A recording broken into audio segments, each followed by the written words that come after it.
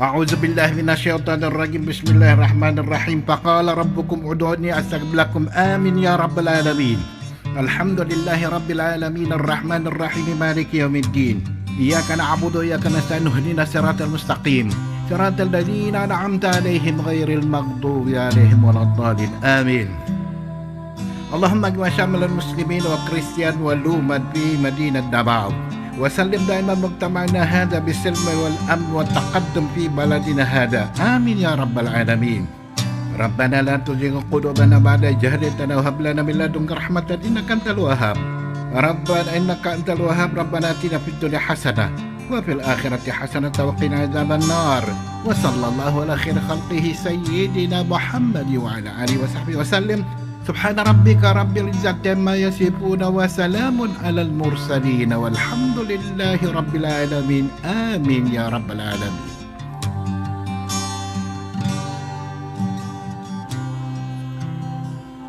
In the name of the Father, Son, and Holy Spirit. Amen. Our most gracious Heavenly Father, we come to you today to praise and worship you and give you thanks for all the things you continue to provide for ourselves and our families. Father, we humbly ask for forgiveness for all the times we have offended you, when we forget to acknowledge your presence in the image of our brothers and sisters, and for moments we fail to be good stewards of the blessings you have given us. Continue to guide and protect each one of us, Lord, that we may always walk in the light of your everlasting love and mercy. Grant us, Father, with your comfort in times of distress and with your strength in times of weakness. Bestow upon us your unending grace and healing, that we may in turn become instruments of gentleness and compassion to others. We ask all this in the name of your Son, our Lord Jesus Christ, with the prayer and the intercession of our Blessed Mother. Amen. Manama, mawantog ka. Warag po ko iling ko'y ko. O Diyos, kahibulungan ka. Busa ikaw lang ang simbahon ko. Busa ikaw lang ang alagaran ko.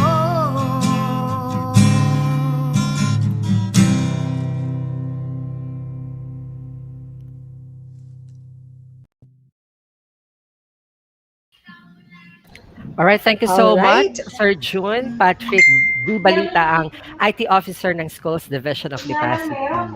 All right. At this point, we shall be hearing the opening remarks and message. And to give the opening remarks is a leader who has shown utmost dedication with expertise, integrity, and humility. A dynamic leader who brings the division office closer to the people by constantly conducting monitoring of schools and school activities. A learning leader whose moral principle in life and in all his undertakings is that all his works be an expression of what God has put into his mind, heart, and soul. He puts God first in all his dealings to make sure that everything he will do will be in accordance with the will of God, our Savior. So, ladies and gentlemen, the outstanding OIC Schools Division Superintendent of SDO Batangas City, Dr. Felisardo O. Gulaños.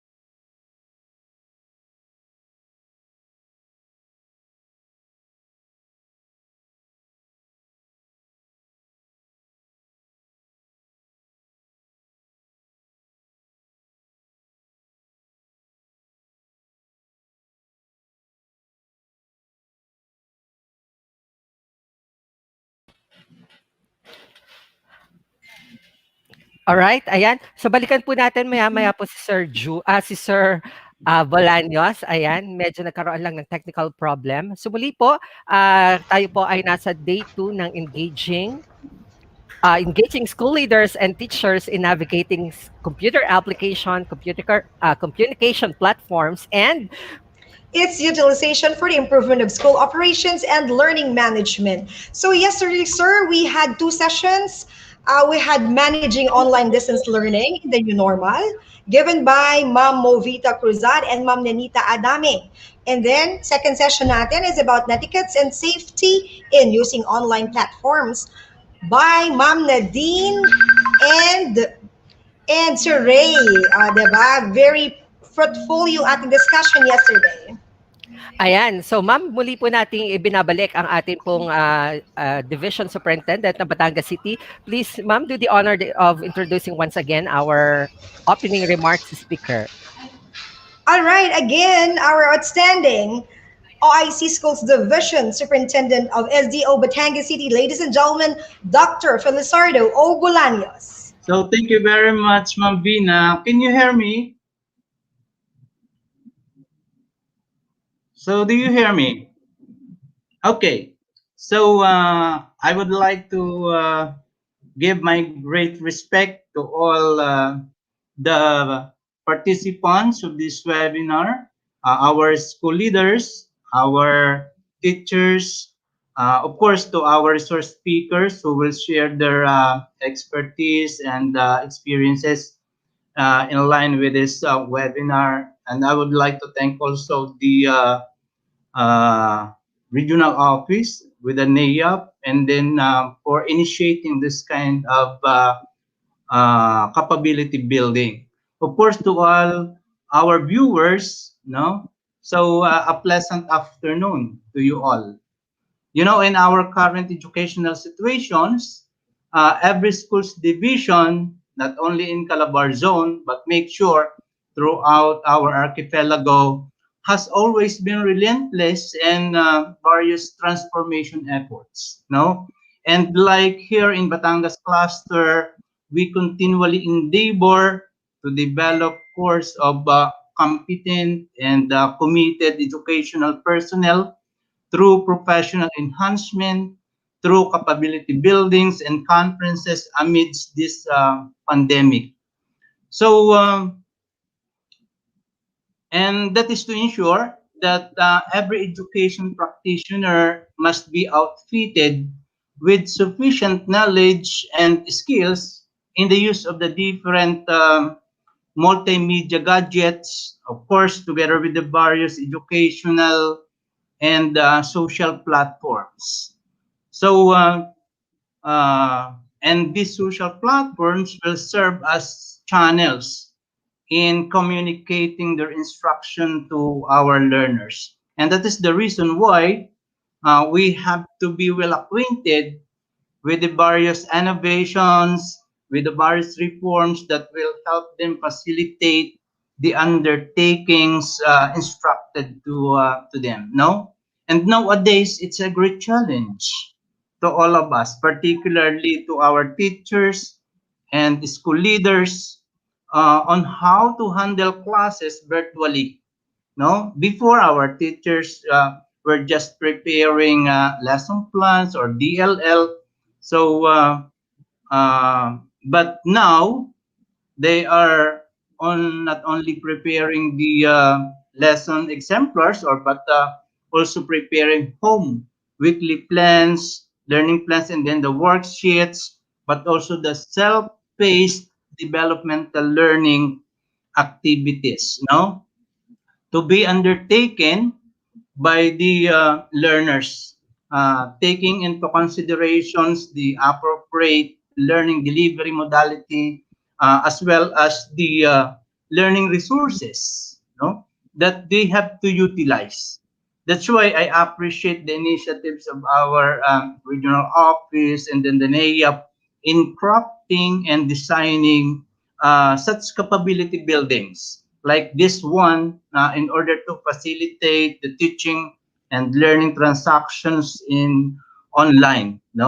And I would like to thank also our resource speakers no, with volume of great intellect, who will share their expertise and experiences, as well as the technical assistance that in order to make this educational encounter meaningful and fruitful. And may you be always our partners in capacitating our colleagues in the teaching profession. Yes, this is really an avenue, no, of making our virtual classroom more pleasant and rewarding among our learners. And that's the reason why we capacitate our school leaders and teachers in dealing with the virtual classroom management, as well as the skills to be employed, whether it is a conceptual, human, or technical skills. Of course, we have not to confine with the cognitive and technical aspects, but more so with the people skills like the digital empathy, of course, the network etiquettes, and the online behavior. No, in order to make our presentations, in order to make our education informations to be shared more humane and at the same time and more meaningful. So, and we as educators must be a model of utilizing and navigating the such communication platforms. Whatever we post in the social media, let us always remember this, that whatever we post in the social media is a reflection of our personality. No? And of course, the setting our rules and expectations ahead of time regarding the student disciplines, regarding their participation, study processes, and even the deadlines and the reward system, no, that we're going to employ in the process help our learners tune in their mindset, no, and they will be aware of what they are going to experience, and that's very important, no, uh, in giving instruction to our learners. Of course, it's necessary that we're going to establish such routines and as we are doing the virtual classroom, no, in order to make learners more confident and at the same time I comfortable as they are engaging in their learning activities, no. So, virtual classroom, it is inevitable that we, as teacher facilitators, will be dealing with discipline issues. No, we'll be dealing with the other challenges, especially when tutoring youngsters. No, that's why we have to keep our positive attitude and at the same time be respectful. No, mostly when we connect. No, and correct the unacceptable behavior. And of course, the active participation of our learners in virtual classroom is a good scenario, no? That is good to observe, no? Because it manifests that learning is taking place, no? So, particularly when they are asking questions and they are exploring many possibilities. So, in this context, the 21st century learning skills such as communication, collaboration, and critical thinking must be displayed, no, by our students, indicating that they are learning. So this is the part of the instruction which is fulfilling and rewarding to the teacher. So in order to make our learners attentive and more focused, we as teachers ought to be creative, ought to be establish friendly atmosphere in our online distance learning with vibrant mode, with fresh content, and at the same time, interesting learning activities. So remember that positive attitude is much more effective with learners of all ages than rather than the punishment. No, so they like teachers who are friendly but firm. No, that's why we have to be open-minded and make sure that every value follows the established norm. So katulad ng lagi natin sinasabi, no? Learners don't care how much we know until they know how much we care. So they may forget our lessons, but they will always remember, no, how we made them feel. Because the best teachers are not those who teach from the book, but those who teach from the heart. So with this, immerse ourselves in a virtual learning environment, and I believe that we may find it more interesting, more exciting, and more challenging in the field of teaching. So good luck everyone and enjoy the beauty of this convergence. Thank you very much. Mabuhay po tayong lahat.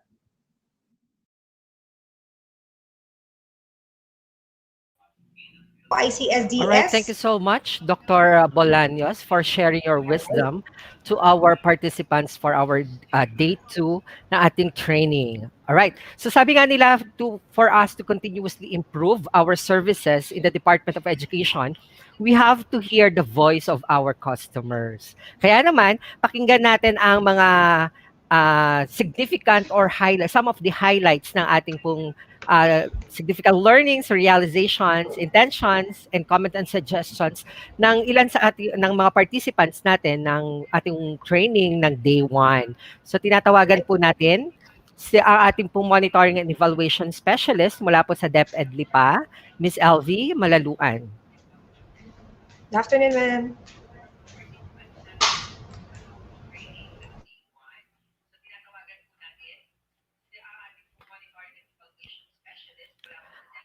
All right.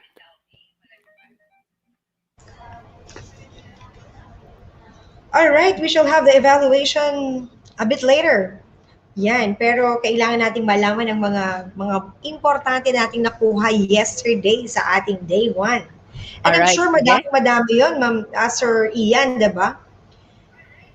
Medyo, Napaka-fruitful kaya discussion yesterday, no? ibigay ko muna ang aking microphone kay Miss LV para sa ating Andiyan na si ma'am? significant learnings. Yes. Okay, sige.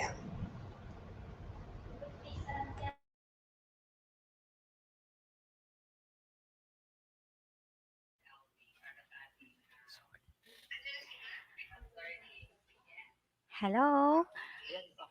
Okay, so good afternoon pong muli sa ating lahat.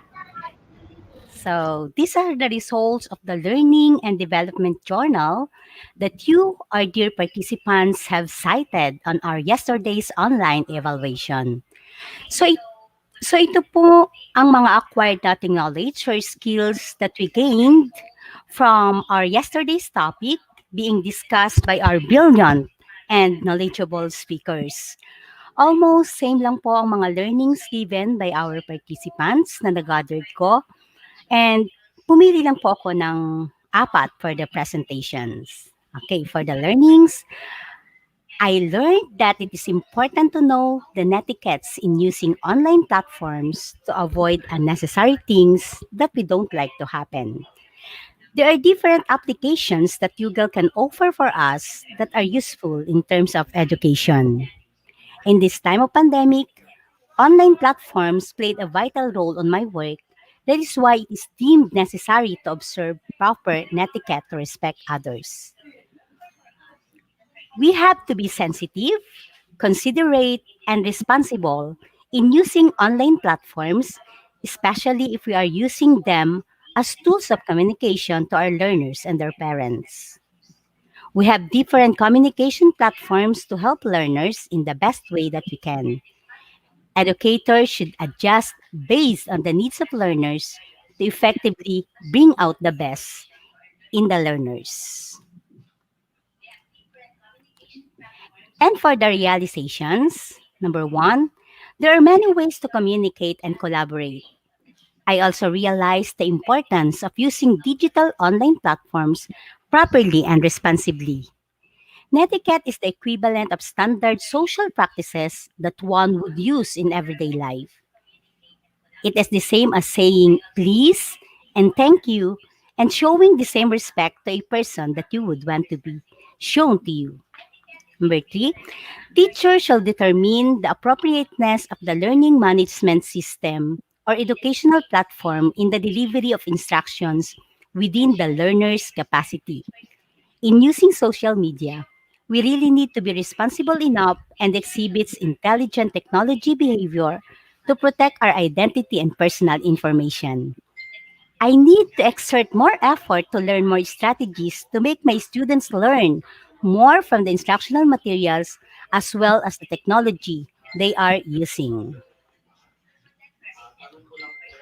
And for the intentions or ideas that our participants planned or intended to do after this webinar. According to the participants, I intend to apply what values I learned in this training, to be kind and nice, especially in sending messages to someone. Always be professional the way we talk and the way we act. Commit myself wholeheartedly in helping the learners in different means that I can do for their welfare. Be one of the digital teachers who are always ready to serve, especially in this time of pandemic.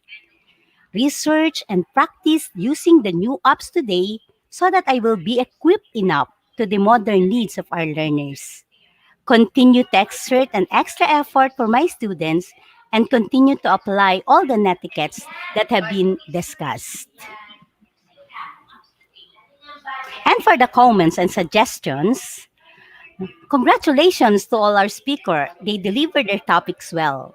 Thank you very much for having this webinar, for sharing important knowledge about navigating computer applications and communication. The topics are really fascinating and timely. Kudos to the organizing committee for coming up with relevant topics that many still need to learn about, especially during this tough time. Congratulations to all for a job well done. May you continue to inspire teachers in their teaching. Kudos to all the speakers and MCs. The speakers were very knowledgeable of their topics. Looking forward for learnings for the next 4 days of webinar. So thank you very much po for expressing all those positive comments. Through those comments po, proponents of this webinar assured that they are on the right track and achieving their targets for this webinar. And for those who had expressed their suggestions intended for the program management, those concerns will be discussed po later after this webinar sa aming debriefing session with the program management team. Isasite ko po sa kanila mamaya yung mga concerns ng ating participants to improve more this activity. Lahat po ng inyong mga suggestions ay ipaparating po natin sa program management team po. Thank you very much po, everyone. Thank you very much, Miss LV of SDO Lipa City. Thank you for all those. And so we are ready for our next session. Kayo ba? Ready na ba kayo? Ready We shall be na! having more. Ayan. And our session for today, the first session for today, which is actually our session 4 of the whole webinar, we'll have navigating and using Google Forms and Google Sheets. Ayan, this is really very important. Kailangan nakafocus talaga tayo dito. And so to give this, we have our speakers. So our first speaker is the Principal 1 from Tayabas City Division Standalone Senior High School and also a certified NAIAP Learning Facilitator. We shall have Dr. Mary Grace M. Kabili. Together with her is a senior high school teacher of Tayabas City Division Standalone Senior High School is the senior high school teacher, Sir Edmar Rada. So with those, take it away for the next session.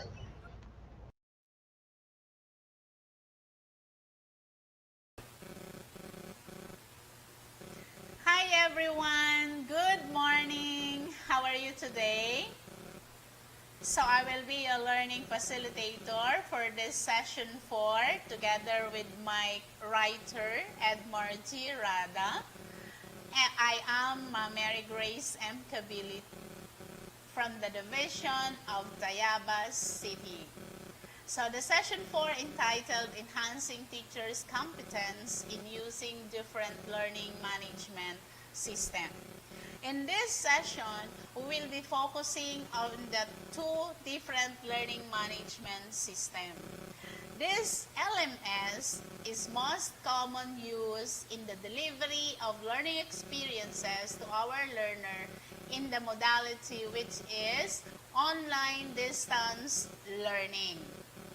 So this is most used in the online distance learning modality. Now, our teachers and our principals or school heads that are with us today, we will be using this learning management system in 2 different ways. Then we will find it out to our expert, our ICT coordinator, Sir Edmar, later. Okay? To start with, let us have this terminal objectives. At the end of the session, participants shall use Google Form and Google Sheets in gathering results, reporting, and interpreting data, and sharing files. Our enabling objectives, specifically the participants shall enable themselves to letter A, uncover Google Form as an effective application tool for assessment and school survey. This is for those who are not really experts in using Google Form. So we will uncover. Letter B, express appreciation of the features and advantages of Google Forms. So let us enjoy the beauty and the usefulness of this Google Forms. And letter C, use Google Form in gathering students' assessment test results, school data survey, and interpreting data results. Alright. Are you ready? Now, let us have this priming activity. So we will be answering questions that is being we will be answering questions using Google Forms. And what are you going to do? You may copy or type the URL below. So that is https:/tinyurl.com/form capital letter N sheets. Or you can just simply use this QR code in your screen using your smartphone. No? So if you have smartphone, you can easily access the questions that is being saved in that link. Alright, so are we ready? You can use other device or you can also copy this first or picture the QR code and then continue doing the priming activity because this will last for 10 minutes. Read carefully the questions, then just choose the correct answer. Alright? So do we agree with that? Okay. Now, let us start our priming activity for 10 minutes. Your time starts now. Good luck!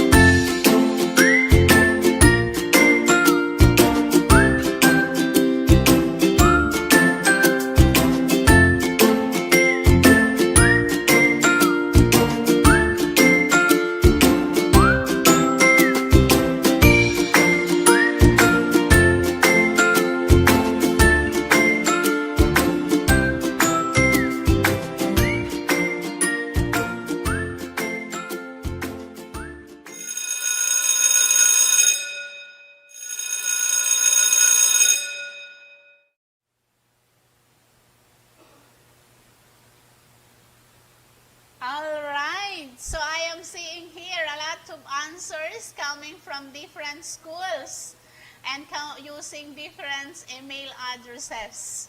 Congratulations for those who passed, and for those who did not meet the passing grade. Yan, we have to exert more effort in this activity.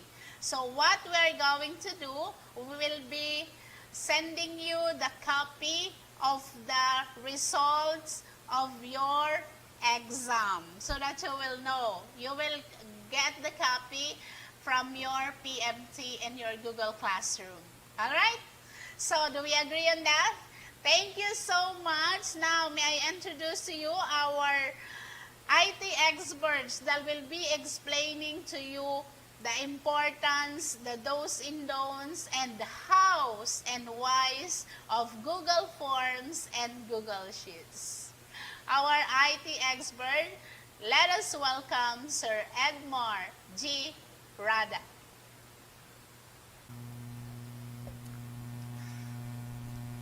Okay.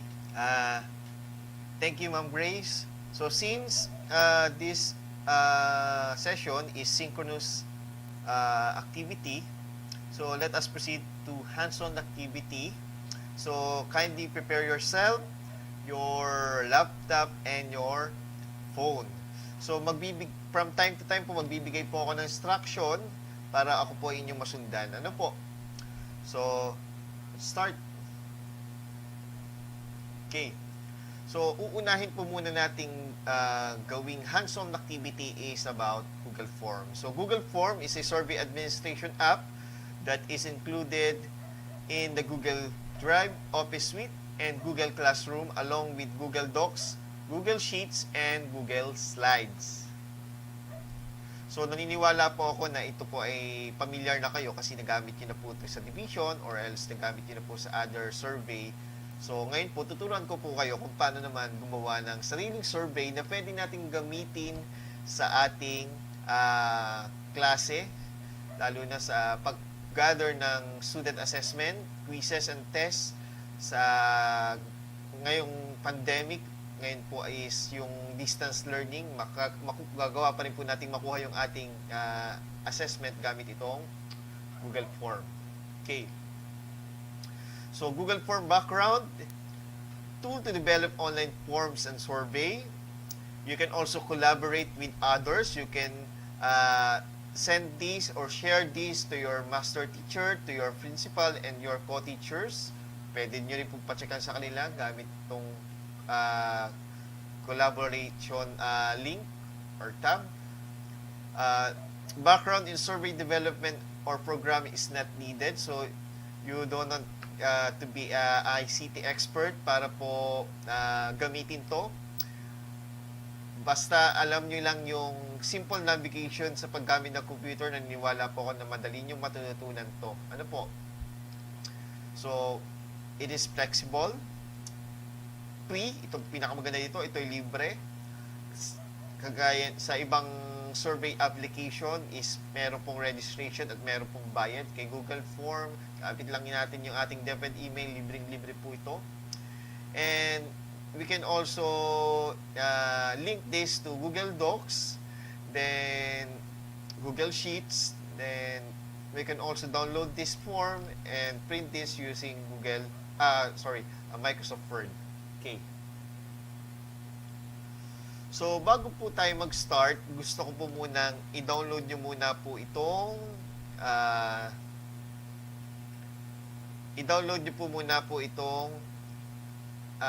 materials. Ano? On your Chrome search bar, pakitype po nitong https tinyurl.com/math-gform. So, i-download nyo po yan kasi kung hindi po nyo, kung meron naman po kayong prepared na quizzes na pwede natin gawing assessment sa Google Form, so pwede po yon. Pero kung wala po, para ma-practice lang po at maging familiar po kayo, pwede nyo po itong i-download para po yung gagamitin ko ay magagamit nyo rin at magiging familiar na po kayo dun sa gagawin po natin. Ano po, then after this, pwede nyo na pong gawin yung personal assessment materials nyo pag naging familiar na po kayo. Okay. Okay, how to get started? So first po is, punta po tayo kay Google Chrome. So type po natin sa ating search bar is gmail.com. Then log in your DepEd email. Ano po?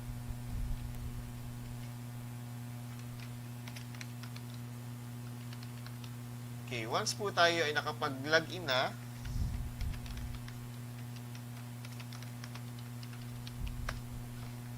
sa ating DepEd email,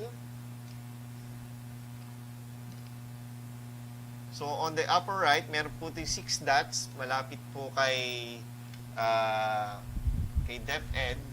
So makikita po natin dito sa DepEd logo. So click po natin yung Google Apps. Then click Google Form. Wait lang po, babaguhin ko lang po yung aking cursor para po mas madali po ninyong makita.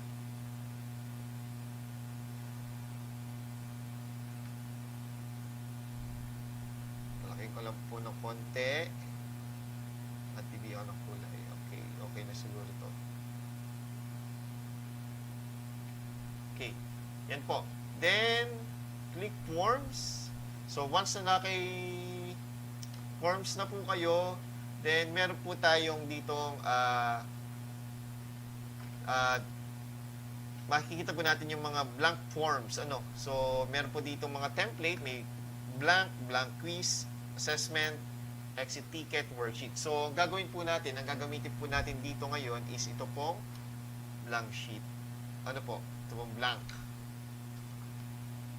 So as you develop a survey, it will auto-save. So kapag may tinay po yung konti dyan, automatic po dito sa upper left, may savings po na lalabas. Yan po, saving. So, ngayon po, yung pina-download ko po kanina, so i-open po natin. So yung Word po doon. So yung na-download nyo po is my Word. So, yung Course 2 Google Forms Sample. Then, open po natin sa gamit ang Microsoft Word.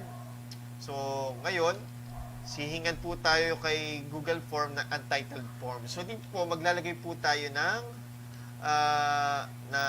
title.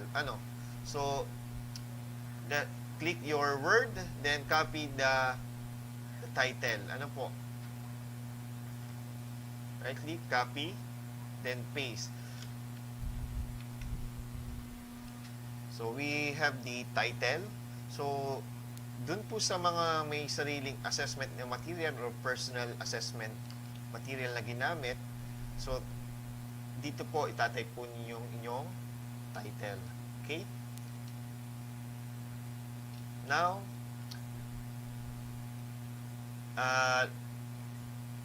next is we can add on the upper right, meron po tayong makikita ditong positive or cross icon. We can add here questions. Then, sa baba niya, we can also import questions. So, ito po ginagamit natin kapag may mga previous questions na po tayo nagawa from other forms. Then, you can also add title and descriptions na pwede na ginagawa na natin ngayon.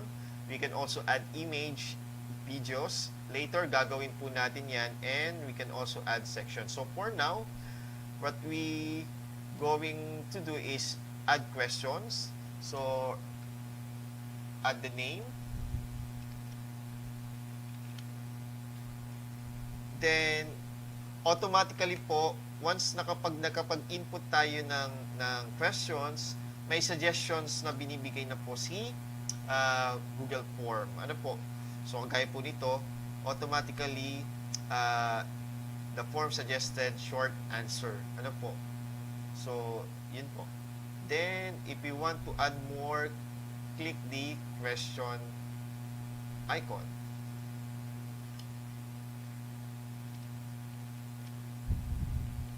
baitang,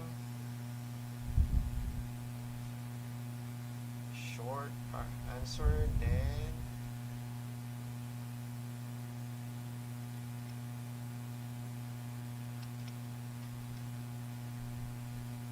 now we have basic information. Napakahalaga po nito kasi kapag hindi po natin ang basic information, kung sino man yung nag-fill up, hindi natin ma-identify yung taong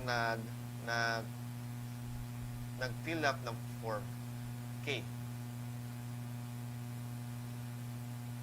Now, okay, we have the information. Now, the next thing we will do is click the add section. So, this portion is for test proper. Ano po? So, for example, ito po kasing subject na to is Araling Panlipunan. So, copy, unang bahagi, multiple choice. Okay. We have the title, first part. Then, for description, kakopy ko po itong panuto. Then, paste. Okay. Yan po. So, we have the title and we also have the description. Okay.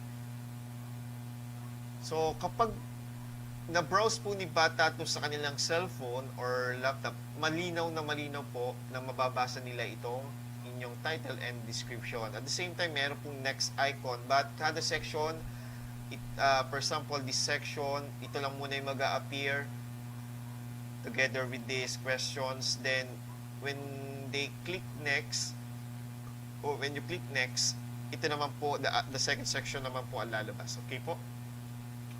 Now, we can add questions. Ano po? Add question. First question is, number 1.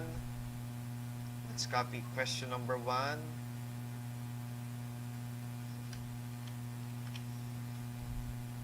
Okay.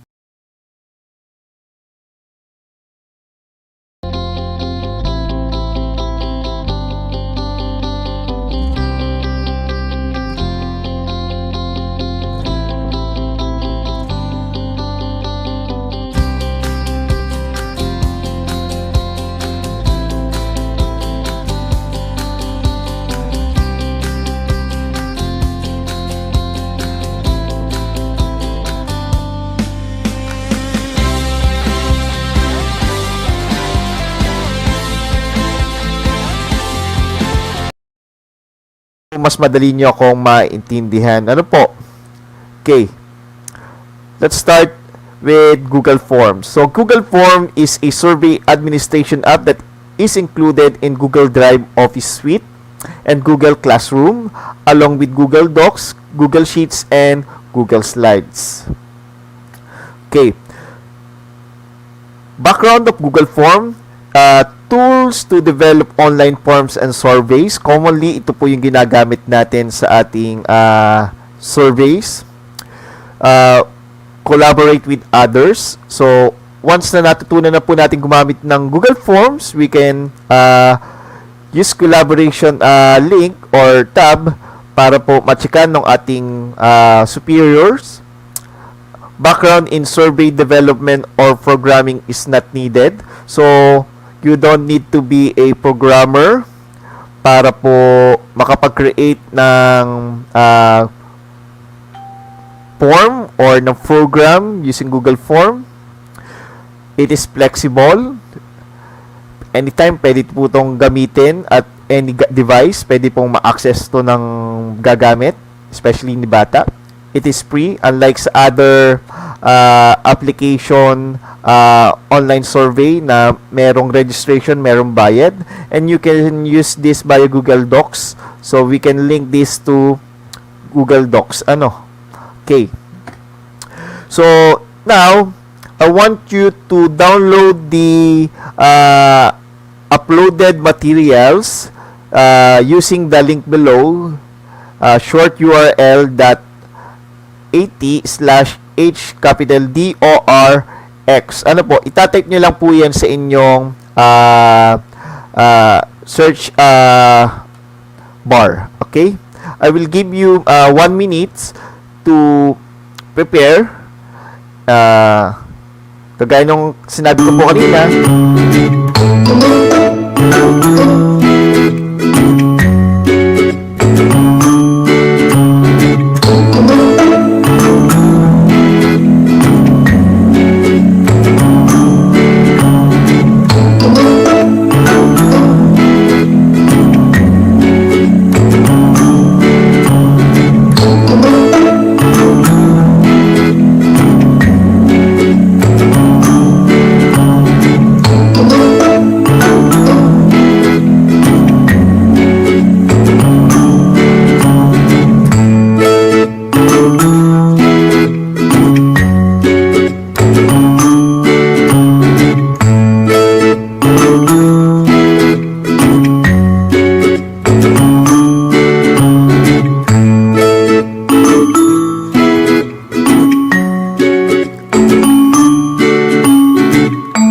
Okay? I hope everyone is already done downloading the file. So, ito po yung itsura ng ating file.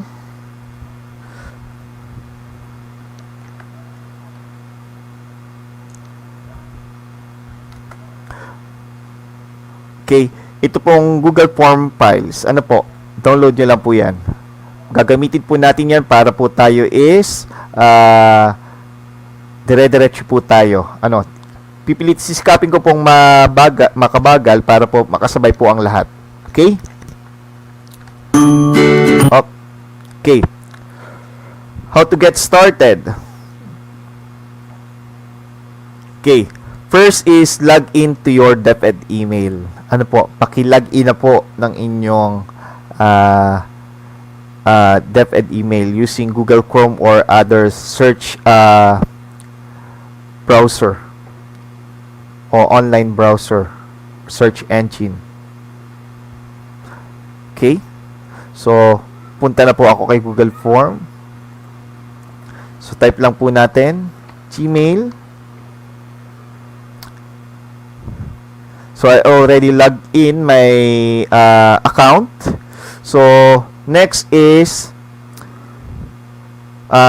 on the upper side, beside DepEd logo, meron po itong 9 dots. Pag tinapatan nyo po ng consortia, lalabas po yung Google Apps. Right click or left click, then click Forms. Ano po? Okay? Once na nakapasok na po tayo kay Google Form, so as you can see, meron po tayo ditong blank quiz, assessment, exit tickets, and worksheets. Ito po ay sample templates ni Google Form. Sa baba po, ito po yung mga created forms. Ano po? Okay. So, I want you to click the blank. Ano po? Dito po muna tayo sa blank. So, by default, you will see a blank survey. So, we have here the untitled form. Ano? So, once po na tayo ay nag-click or nag-type, automatic po yung nagse-save. So, no need to use Control S. Ano po? Once na may in-input po tayo kay Google Form, automatic po siyang nag-save. Okay. So, this is the blank form. Okay. So, dun sa dinownload po natin, punta po tayo sa ating file na kinuha dun sa G-Form Materials. Okay. Please open the Course 2 Google Form Sample for Teachers. So, ang gagawin po natin is mag-create po tayo ng assessment tool using Google Forms para po magamit natin, lalo na sa online distance learning, para magamit natin sa ating pagtuturo. At the same time, mas madali po mag-gather ng result gaming this form. Ano po? So, remember po na dapat po si bata meron pong device. It's either computer, tablet, or cellphone. Kung wala po, so kailangan po nating gumawa ng way or manghiram si bata ng other device sa parents niya ng cellphone para po maka-access. Ano po? Okay. So, gagawin po muna natin is we're going to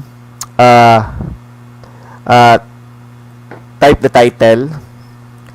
So, for example, unang pagsusulit sa Araling Panlipunan, Araling Asyano. So, using this sample quiz, mas madali po kayo makakasunod sa akin. Pero kung may sarili po kayo, pwede din naman po yun. But for now, I encourage you na ito na lang po munang pinadownload ko sa inyo para po maging familiar po kayo dun sa ating gagawing activity. Ano po? So, ito naman po ay sample lang. Okay, copy. Then, let's paste this to untitled form. Okay po. Okay. So, as you can see, we have here the untitled questions and the icons beside the section bar. Ano po? So, first thing na gagawin po natin is maglagay muna tayo ng basic information para po once na si bata ay magsagot is alam natin kung sino yung mga nag-fill up at nagsagot ng form. Ano po? So, sa untitled question, let's type pangalan or kakopy ko na lang po, pangalan, copy, paste, pangalan. Okay. So, first po is name. Ano po? So, dito po sa may makikita po kayo dito po, makikita po natin yung mga sample questions na pwede po nating i-integrate dito po sa ating ginawang tanong. Ano po? Type of test. So, we have your short answer, paragraph, multiple choice, text box, drop down, file upload, etc. Ano po? So, ayan po. Okay. After that, let's add another question. Click the cross icon. Then, lagay natin dito, baitang. Okay. Okay.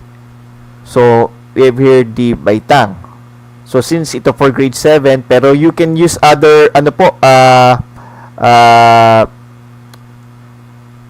tests or questions. Pwede pong gumamit kayo ng checkboxes or drop down kung ito pong ginagawa nyong test is for applicable sa other grade level or sections. Okay. Let's add another questions. This section. Okay. Yan. So, ngayon naman po, since dito po gagawin po natin is, lahat po gagawin sa kay pangalan po at saka baitang, gawin po natin siyang short answer. Then kay section, gawin po natin siyang, let's say, we have 2 different sections sa grade 7. Ano po? So, click po natin sa drop down. For example, the first section is Makabayan. The other section is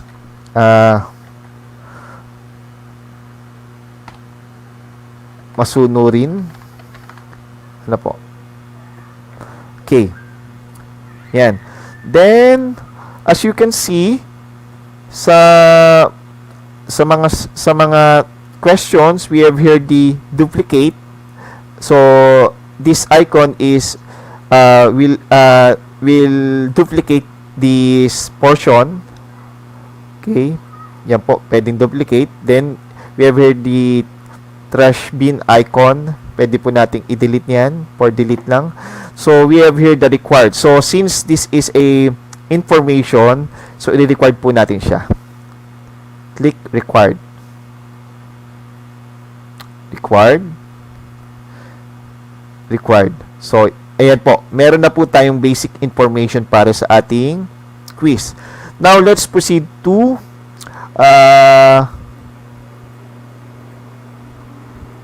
sa quiz na natin. Mag-create po tayo.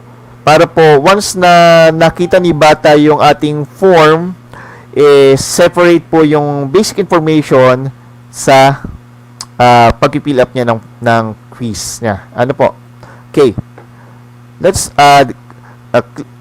make it sure po na once na mag-a-add po tayo ng section, makikita po na natin yung left side nung last question is may color. Ano po? May highlight po. So, click add section. So, okay. Now, ito po yung ating ilalagay. So, the first part will be multiple choice. Copy. Then paste. Ano po? So, ang gagawin lang po natin, ikakopy lang po natin at ipe-paste. Pero, kagaya po ng sinabi ko kanina, kung meron po kayong sariling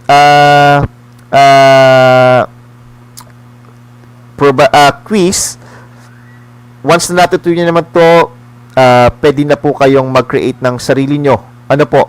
So, nasa inyo na po yun. So, for now po sa activity to, since is synchronous at gusto ko po sanang makasabay lahat, is copy-paste lang po muna tayo. Ano po? Copy, then paste. So, sa baba po, meron po tayong description. Let us dito po natin lalagay yung ating panuto. Let's us copy panuto. Copy, then paste. Okay po? Dito po natin, copy, then paste. Okay. Now, we have here the other section. Makikita po natin section 2. Ito po yung section 1. Okay. So sa section 2, let's add another question by clicking the add question. Okay. Let us copy the question number 1. Copy. And paste. Ano po? Copy, paste. So, since this is multiple choice, click po natin ang test type na multiple choice. Okay.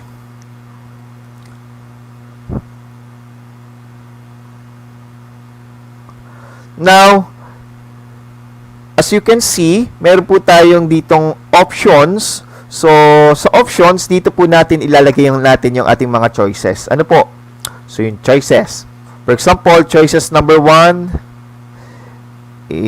letter A, copy po natin. Paste. Then, if we want to add another option, just click lang po natin yung add option. So, automatically po na mag-add po siya ng option 2. Ano po? Then, copy. Then, paste. So, ganun lang po ang gagawin po muna natin for question number 1. Paste.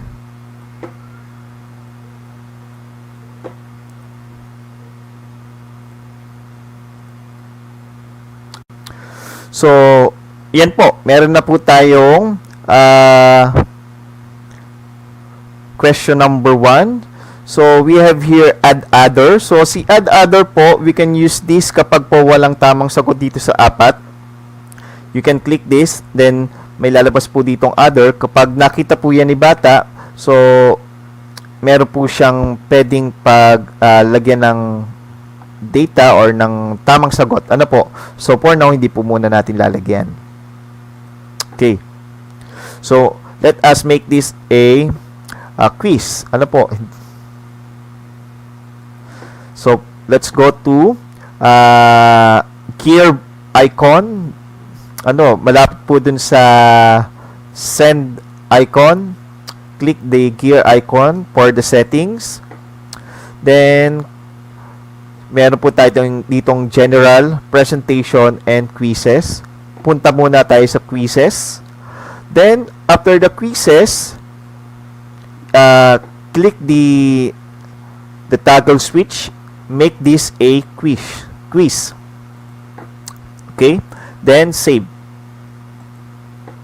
Okay.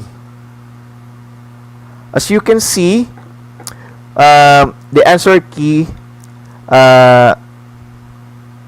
lumabas po dito sa baba. Then, click answer key. Then, do not forget to input a point. Ano po?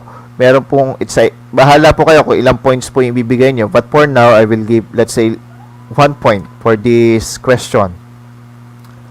Then, select the right answer. So, makikita po natin, we have the check sign. Then, click done. Okay. So, next, let's add another. Do not forget po, dapat laging highlight para pupunta po sa baba yung ating i-add na questions. Let's add another questions. Then, copy. The second question. Okay. Now, let's use the this icon. Ano po?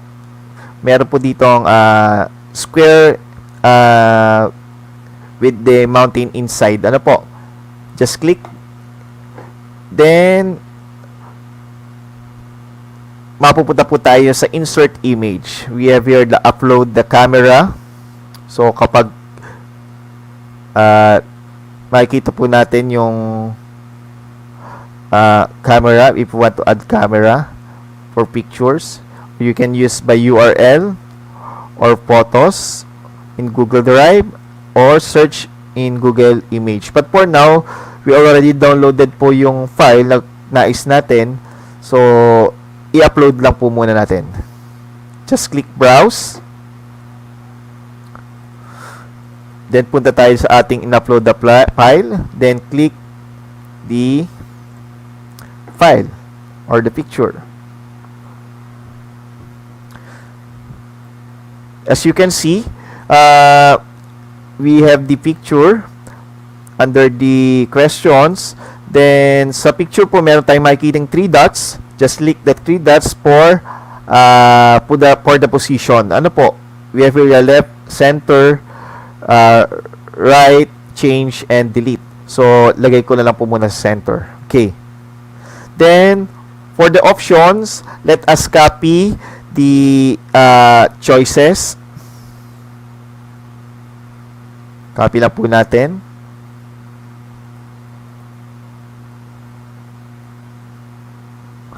Okay. For letter A. Ganun lang po. Copy lang po muna natin.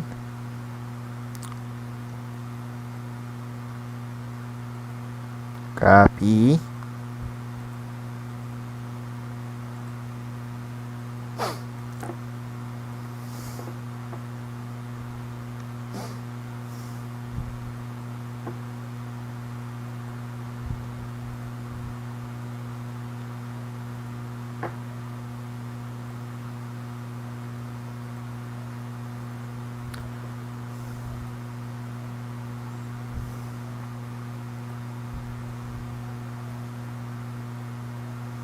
Okay.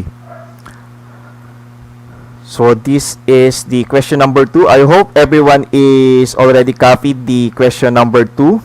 So, same procedure din po ang gagawin natin, kagaya ng ginawa natin kay question number 1. Click the answer key.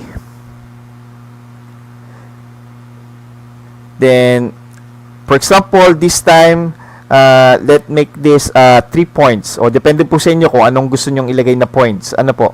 So, click the right answer, then click done.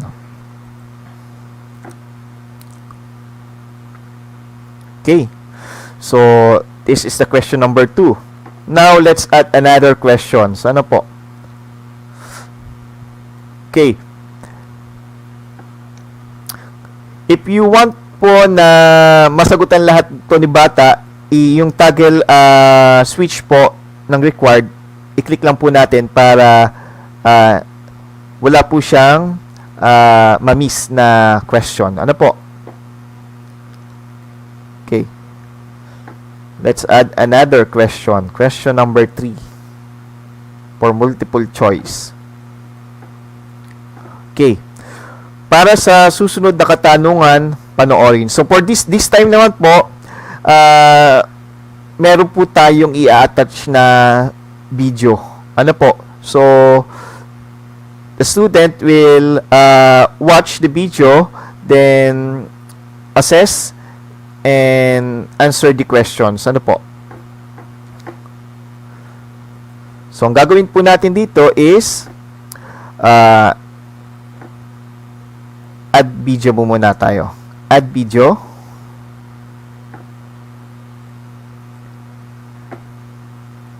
Then copy.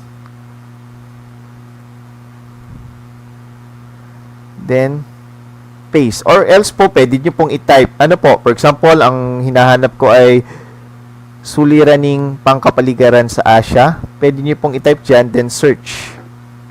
Ano? Example, ito po. Then select. Yan po. So, meron po ditong position.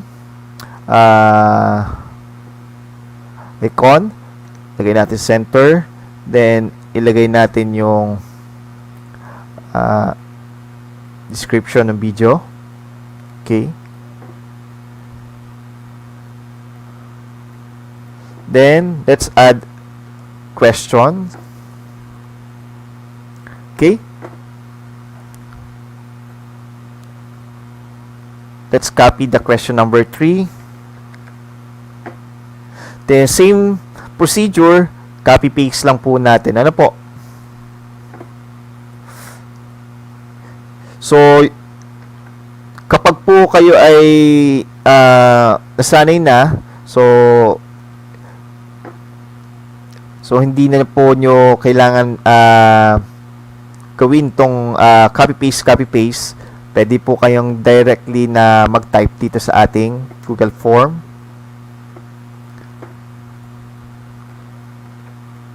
Okay.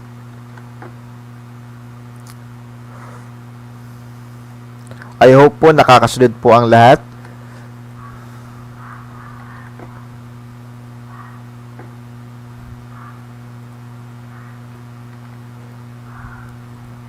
Okay. Ayan po. So, habang hinihintay natin ang lahat, so, as you can see po, ito na po yung ating question number 3. Ano po? So, this part po, ito po ay video. Then, this is the question. So, pag-click ni bata po, mapapanood muna niya yung video. Then, sa kanya mababasa tong question. So, let's add answer key.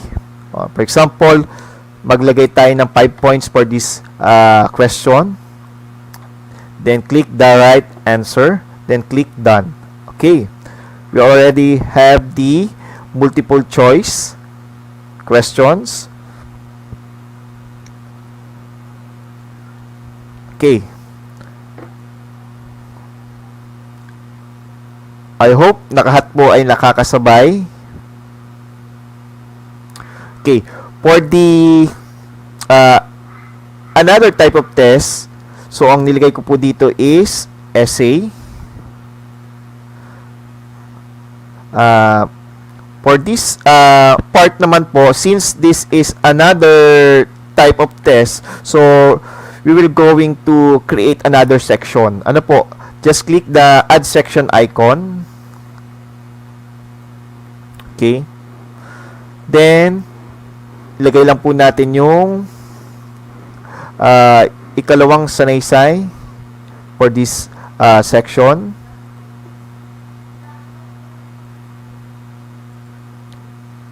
Then let's add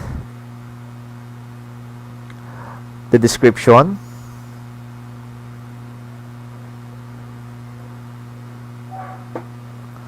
So we have here the section 3 of 3.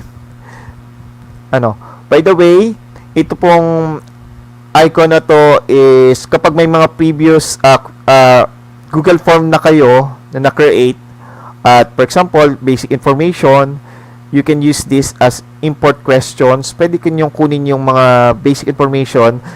For example po, yan po. Ano po? Yan. Makikita po natin lalabas yung mga sample na Google form. Pag nag-add kayo dyan, meron pong mga choices ayun, na mga questions. Ano po? So, yun po yung import questions. Ito naman po is add title. Ano po? Itong icon na to. Okay. So, now, ito po, add picture. So, now, let's add question for the essay. Okay. So, this time, pagsusuri sa larawan. Ano po? So, let's add image.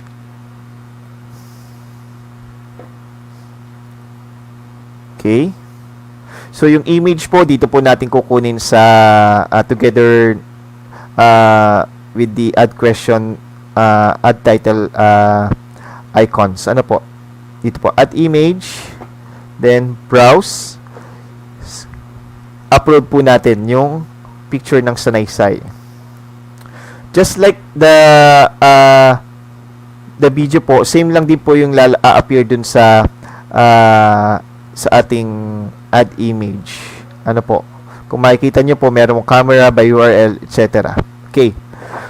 So, we have the image. Okay. So, since kanina nakapag-create po tayo ng questions, pwede po na nating itong i-drop up or ito po yung question is drag down po natin. Ano po? So, by clicking the 6 dots on the center of the questions, pwede po siyang i-move pababa. Okay. So, sa image, maglagay po tayo ng description. Ano? Pagsusuri sa larawan. Okay. Okay. Then, let's add questions. Yes, questions. Copy. For question number 1. Then, the type of test is essay. So, lagay po natin it's either short answer or paragraph. Ano po? Yan po. So, yan. We can also duplicate this, then paste and edit. Copy the question number 2 for the essay, then paste. So, same procedure po, gagawin po natin, ano?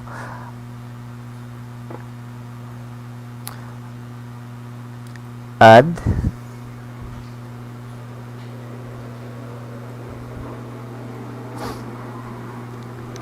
And paste. Then click the paragraph. Then add question. Then paste. Then paragraph. Okay, same procedure po. Paragraph po, ano? Pwede pong short answer, depende po sa inyo.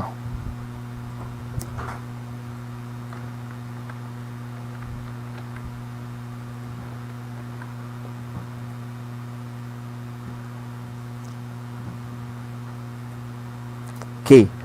So we already have the essay. So meron na po tayong 5 questions for the essay. So you can use the toggle switch for the required para po required na sagutan to ni bata. So pagdating naman dito sa essay, since this is subjective type, hindi tayo makapaglagay ng answer key. Ano po? But we can add answer feedback. Ano po? Para po kung meron po kayong keywords na gustong ilagay for that particular questions, pwede nyo pong ilagay. Okay. So, yan po. Meron na po tayong essay. Okay.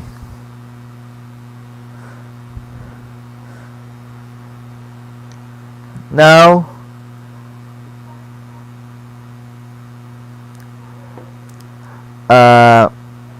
let's add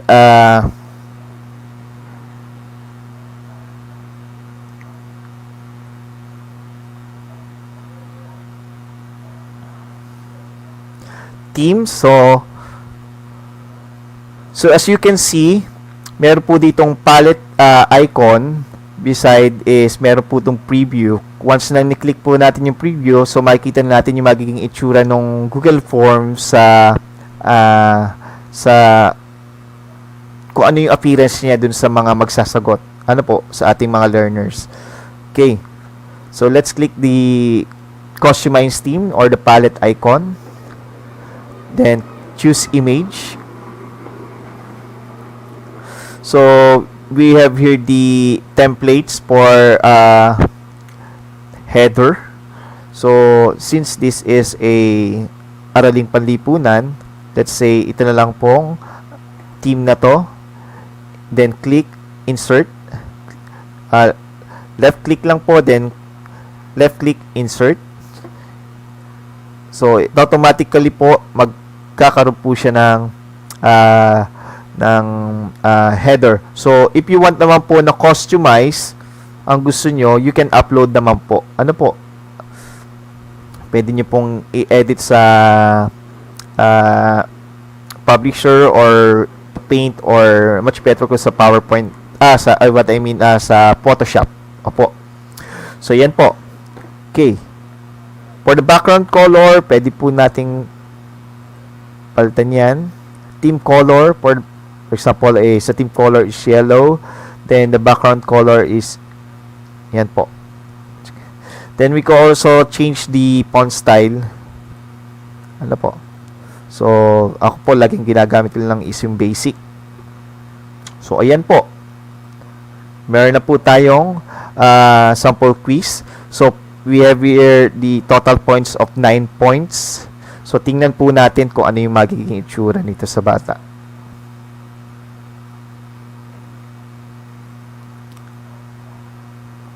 Okay. So, ito po yung itsura ng form pagdating kay bata. Ano, for example po, sasagot tayo ng isa.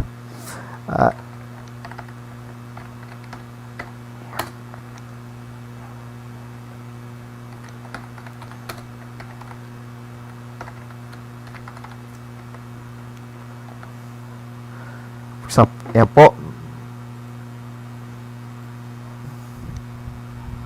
So, as you can see, meron pong, makikita po ni bata, meron ditong point, ano po, for questions. Then, meron legend na required, asterisk. So, example po, yan po yung sinagutan ni bata. Then, we have here the video, napapanood din ni bata. Mga suliraning pangkapaligiran ng Asia. Okay, then, let's say, for example po, in-skip ni bata. Okay, yun po. Pwede po niya yung balikan yan. Okay, next. Then, pwede pong, then after pong masagutan ni bata, they can submit. Okay, then they can view score. So, yan po. Okay.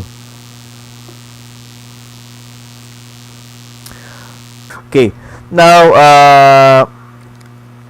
let's add add-ons naman po. Ano po? So, this time, malalagyan po natin siya ng timer and limitation kung kailan lang siya pwedeng sagutan. Okay. Now, as you, on the upper right, beside the Google account picture, meron 3 dots. So just left click the 3 dots. Click the 3 dots. So under the script editor, makikita po natin yung add-ons. So let's add ons. So meron po akong dalawang add-ons na ituturo sa inyo dito sa Google Forms. So para kahit hindi niyo na siya i-switch on and off manually, so it will automatically limit the responses of the applications kahit hindi po kayo online. Okay? First is ito po munang form limiter. So ito pong form limiter is makakapag-limit po tayo ng responses at also the time kung hanggang kailan lang siya. Kung gusto nyo good for 2 days or 5 days or meron kayong due date, so malilimit po niyan kahit hindi po kayo mag-online. Mag-automatic po siyang mag-off itong Google Form. So click install, continue. So click lang po natin yung email natin, then allow. So then click done. Yun po. So as you can see, may magpapap up po dyan ng form limiter. So close ko po muna tong ating, minimize ko lang po muna yung nag-pop up, then close ko lang po yung para makita po natin yung ating application. So sa form limiter, makikita po natin siya dito beside the palette icon, meron po dito add-on icon. Click nyo lang po yan, form limiter, then lalabas po yung nag-pop up, set limiter. Okay. If you want to if you instructed your students na magsasagot lang until 5 p.m. or until Friday, for example, maglagay tayo ng date dito until March, let's say March 3, until 5 p.m. 5 p.m. Then we have here some minutes, hindi ko nilalagyan po. Then click set, then save and enable. So it automatically off or not accepting the responses yung form kapag lumampas na po siya ng 5 p.m. ng March 3, 2021. So yun po yung form limiter. Hindi ko lang po mapapakita ko lang sa inyo, pero yun po yung mangyayari sa kanya. Okay? If you want to disable, just click the icons, add-ons icons, then click disable. Okay. If you want to add timer dito sa ating quiz, so balik po tayo ulit dito sa more icons, yung 3 dots, add-ons,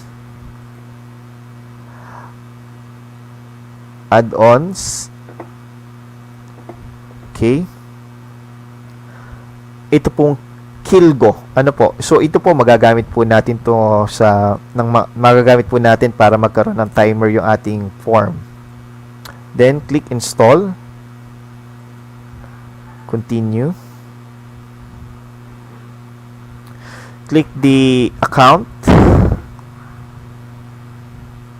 Then click allow. Then click next. Then done. Okay. I-accept nyo lang po yan. So we already installed the Kilgo timer. So close ko po muna. So okay. So sa add icon natin, sa add-ons icon natin, pag ni-click po natin siya, meron po siyang form limiter at saka yung Kilgo timer and proctoring.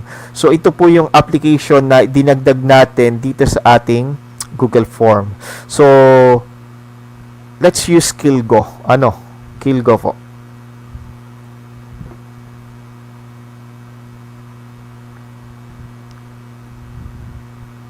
Continue. Configure. Okay. So, since I already created my account, so gagawin ko lang po is, pwede nyo rin pong kung ganito po ilabas sa inyo, click nyo lang po yung here para po kayo ma-connect. Then, it will open new tab para po dun sa Kilgo application. Okay. So, as you can see, dun sa under the Kilgo icon, meron po dong unang pagsulit. So, nandito na po yung form. So, we have here the create test, view form, CSV, file, customize, and public link. So, pag na-view po natin yung form, ito po yung na-create nating form earlier. Okay. So, let's create test. So, this create test po, dito po, mag-a-add po tayo ng mga names. Ano po? For example po, John, enter, Mike, enter, Eddie, enter. So, we can mag-input time, 60 minutes, good for 60 minutes. Then, check lang po natin yung auto-close form when time over. And allow to view quiz scores and results after submission. Then create. So as you can see, meron po tayong lumabas na po yung mga timer. So ang mangyayari po dito, mga ma'am and sir, is you're going to send this link for this particular respondent or student. So copy nyo lang yan, then copy paste, send nyo po yan dun sa bata or dun sa GC nyo. For example, or PM nyo or direct message nyo dun sa bata. So, questions po, siguro po, paano po kung halimbawa gusto nyo isang link na lang ibibigay dun sa GC, then bahala na si bata. Pwede po yun. Kasi we already created sa Google Form po natin yung personal information. So, hindi na po natin, parang hindi na po maulit at mas madali po sa atin yon. So, ganito naman po ang gagawin natin. We can choose public form link. Ano po? Click public form link. Okay. Actually, ito pong add-ons is hindi naman po kasama na ito doon sa checklist ko sa output. So, panoorin nyo na lang po para po magamit nyo rin. Ano po? Hindi naman po kasama doon sa checklist ng output nitong session 4. Click public form link. So, click po natin, i-switch on po natin yung open self-registration. So, i-edit po natin yung default settings. So, as you can see, nakalagay na po 60 minutes or pwedeng gawin po natin 50 minutes. Then, check the auto-close and allow to view quiz score. Then, save. Okay. Then, copy this link. Then, you can send this link to your group chat. Ano? For example po, isasend ko to sa aking account.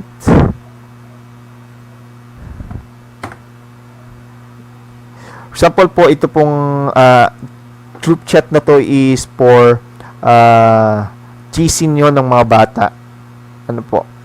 So, let me connect my cellphone dito po sa PC.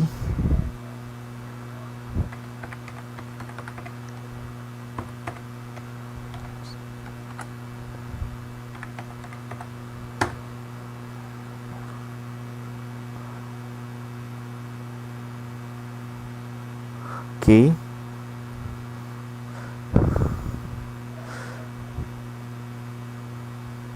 Kung makikita po natin, this is the link that I sent earlier.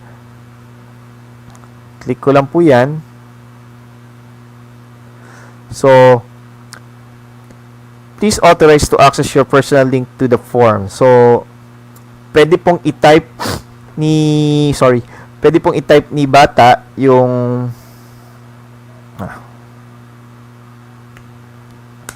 okay. Please authorize to access your personal link to the form. Okay. The student can input their email, her personal email, to get the link, or pwede po namang, since ang cellphone po naman is automatically meron na siyang email na nakalagay, they can sign in with Google na lang po. Once they click sign in with Google, it automatically open the form. It automatically go to the link, then open the form. Yan. Then yan, pwede na pong mag-type. For example po is si Eddie kanina. Eddie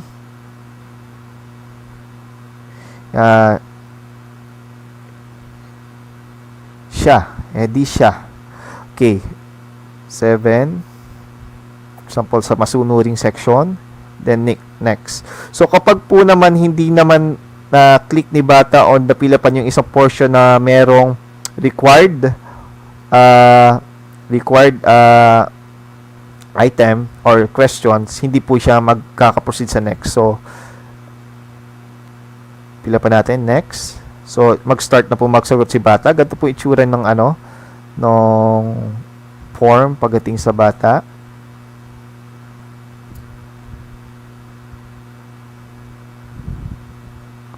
Then next. Then ito naman po, pwede siya mag-type. So since hindi ko po ni-required para po mabilis yung pinakikita ko lang po. Pag ni-required po niyan is hindi po sila makakapag next. So submit. So they can view score. So ganun lang po. Yan po, makikita po ni bata yung score niya. As well, yung mga correct answer. Pag mali po, lalabas po yan yung color red, then may cross icon. Okay? So, ayun po ang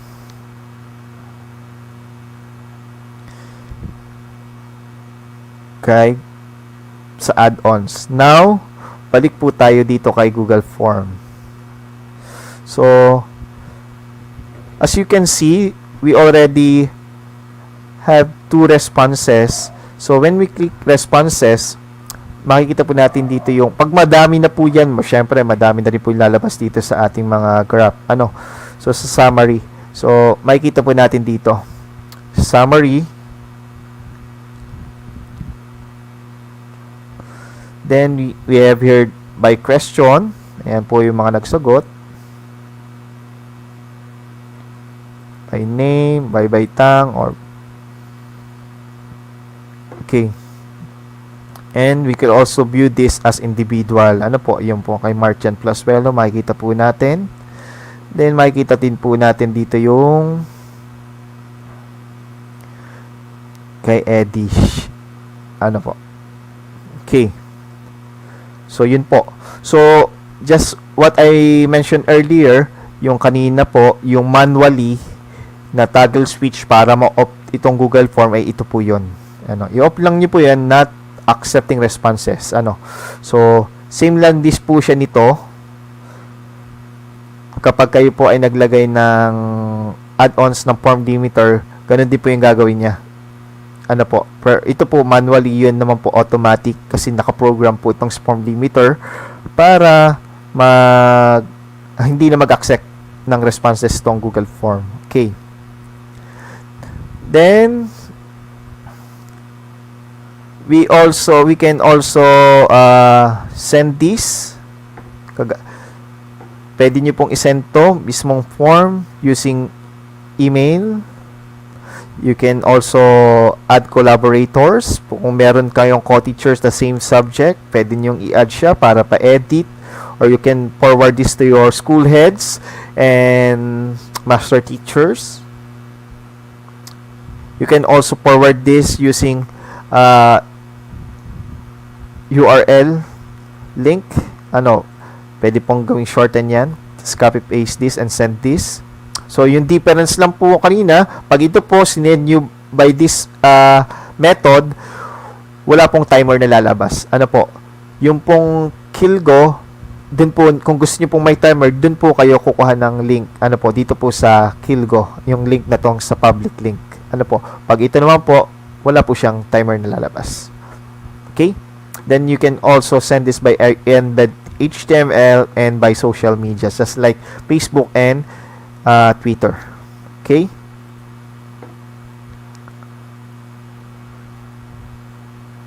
Okay.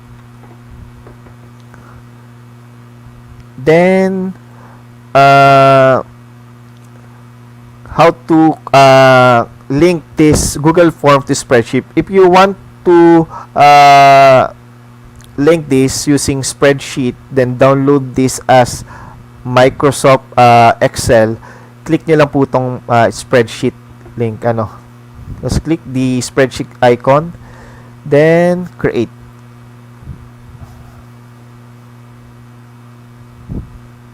So, makikita po natin dito yung scores, names, yung mong summary din. Yan po, yung sagot. So, kagaya po ng sinabi ko kanina, pagdating sa essay, subjective po siya. So, checkan nyo po, bibigyan nyo po talaga siya ng points. Babasahin nyo, bibigyan siya ng points. So, ganyan po yung mangyayari sa kanya. Okay. Okay, note.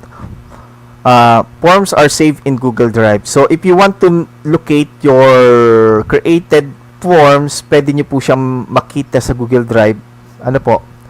As well as do sa pinakita ko po kanina na under the templates nung sa Google Forms. There are more features to discover with Google Forms. So, go ahead and explore them. So, i-enjoy nyo po, i-explore po ang Google Forms, and naniniwala po ako na madali nyo siya matutunan at mas madali nyong mapapadali po ang ating trabaho. Especially ngayon pong pandemic. Okay?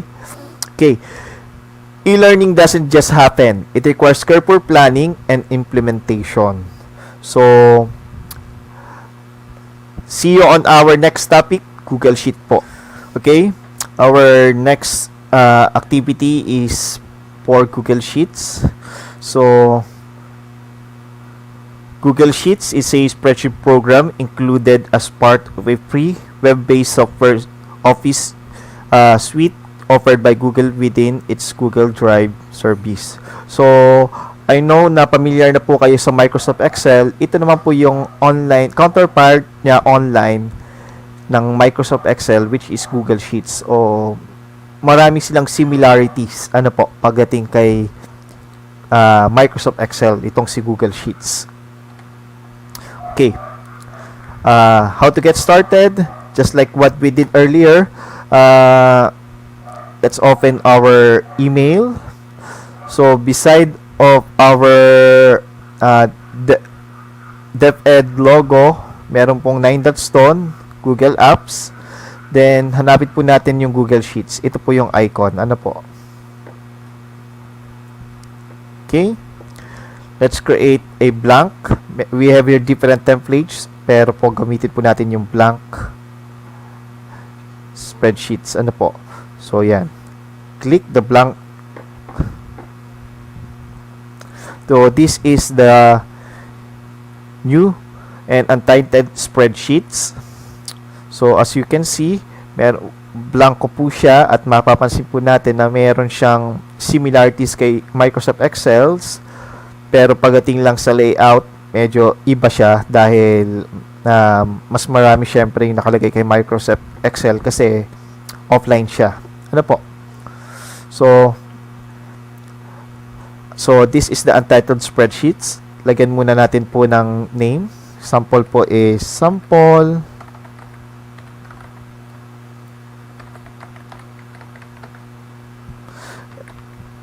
sheet.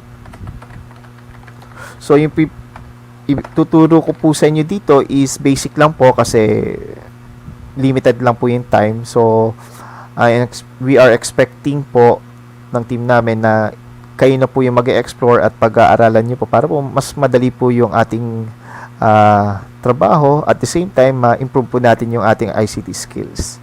So, yun po yung pag-rename. Okay. So, wala pa tayo nakalagay dito sa data, pero I can show you how to share spreadsheets to team members. So, pwedeng 5 or more computers, same file, pwede pong gamitin nila. Ano po? Click share. Then, so share, meron po ditong add. For example, add ko po yung aking school heads, si Ma'am Grace. Then, you can add message. For example. Then, dito po, sa right side, under the gear icon, meron ditong editor. Meron pong commenter or viewer. So, kung ano po yung gusto nyong restriction para sa kanya, so you can choose viewer, commenter, editor. So, makikita po natin dito yan sa presentation ko kung ano yung mga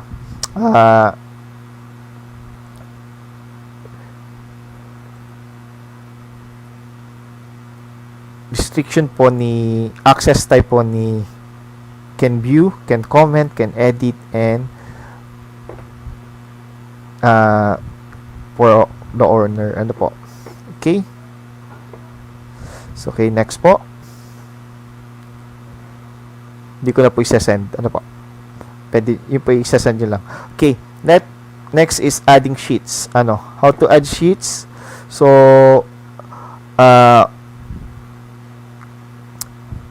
on the lower left, beside yung meron po tayong makikita ditong cross icon. Pag tinapat po natin yung ating console, lalabas po yung add sheet. Left click, then we can add sheets. Okay. How to rename? So, how to rename? Just click the sheets, double click. Pwede niya po siyang i-name na. Or else, meron po dong beside the sheet name, meron po dong inverted triangle. You can click, then look for rename. So, yun po.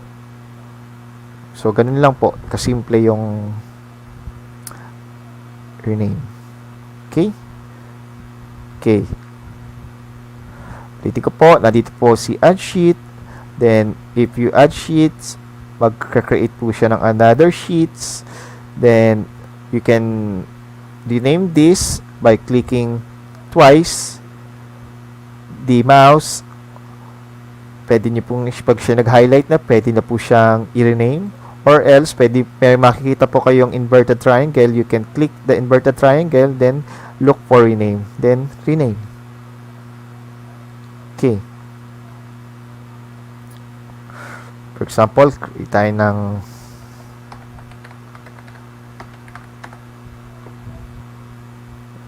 po. So, how to enter data? So, simply by input the data. For example, lagay po akong data.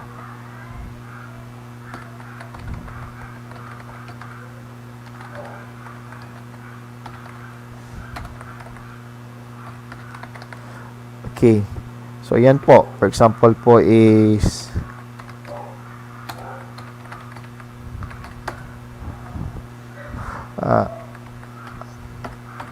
this.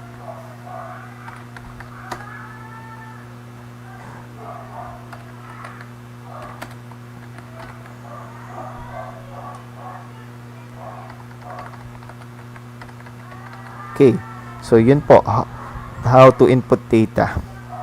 So, now is using function for Google Sheets. So gagawin po natin ngayon. So, doon sa binigay ko sa inyo link kanina for the Google Forms, meron po that data doon ng sample ng e-class record. So,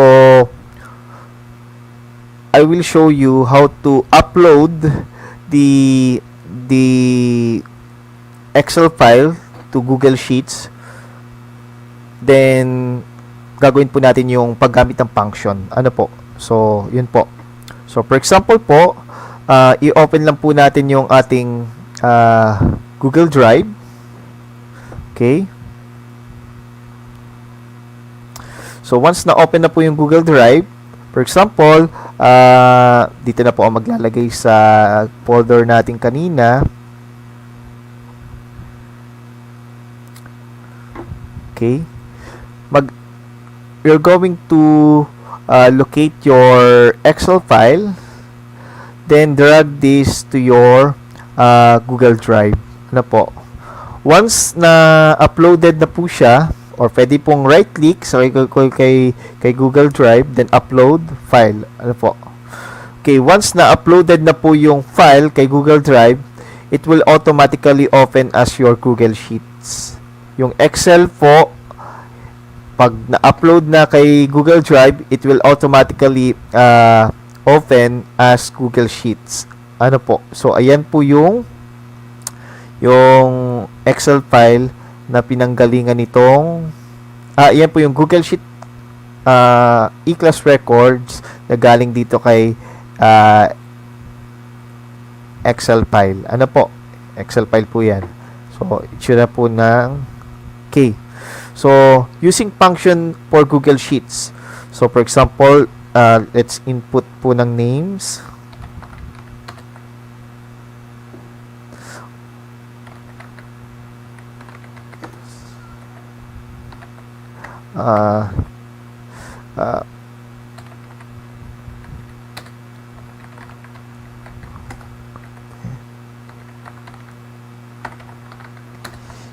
Siya.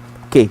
So, for example, si Juan Marquez nakakuha po ng 19 points. Sorry. So, baba po yan. 19, 20, 15, let's say 18, 20, 12, 20 po.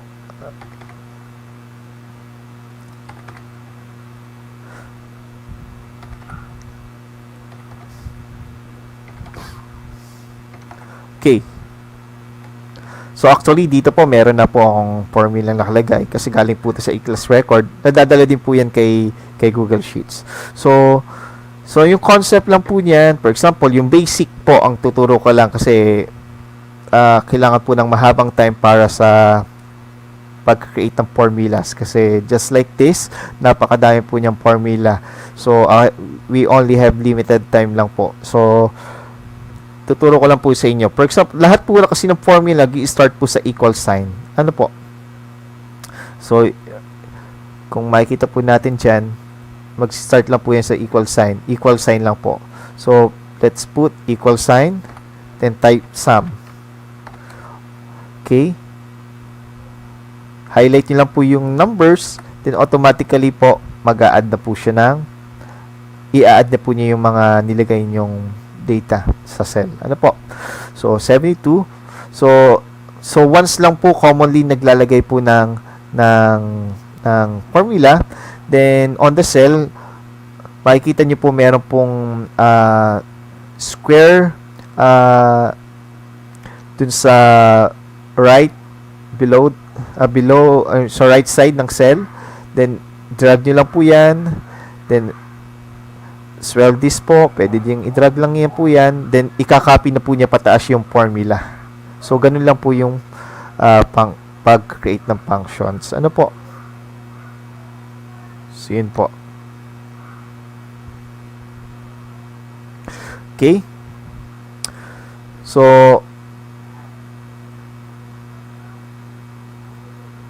accessing all Google Sheets, function of Google Sheets. So, if we want to access all the function of Google Sheets, dito po natin siya makikita sa help. Then, function list. So, nandito po lahat ng function list ni Google Sheets. Ano po? So, okay. If we want to change the font and font size, so, dito po naman yon. So, we have here the font size, font style. If we want to change the font size, pwede po nating lakihan. And, baba lang, i-add lang po natin yung sakop nung same lang po siya ni Microsoft Excel. Okay?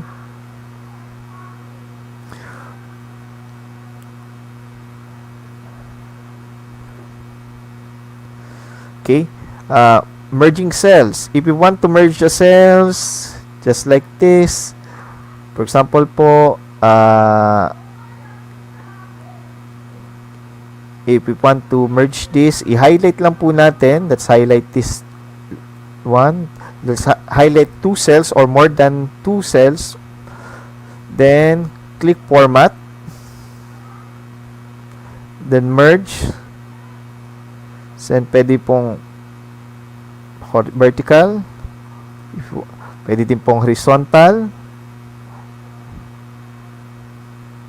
Or merge all. Ano po? Yun po.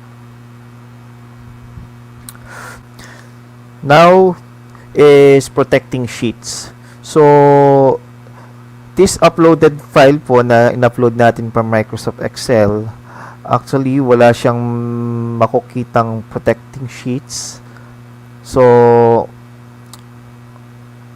but I will tell you kung paano po natin mapoprotect yung sheets. So, babalik po tayo dun sa first template na ginawa natin for Google Sheets, which is dun sa Google sample spreadsheet na kung saan dun po natin siya ginawa. Ano po? Kasi ito po yung uploaded from Excel.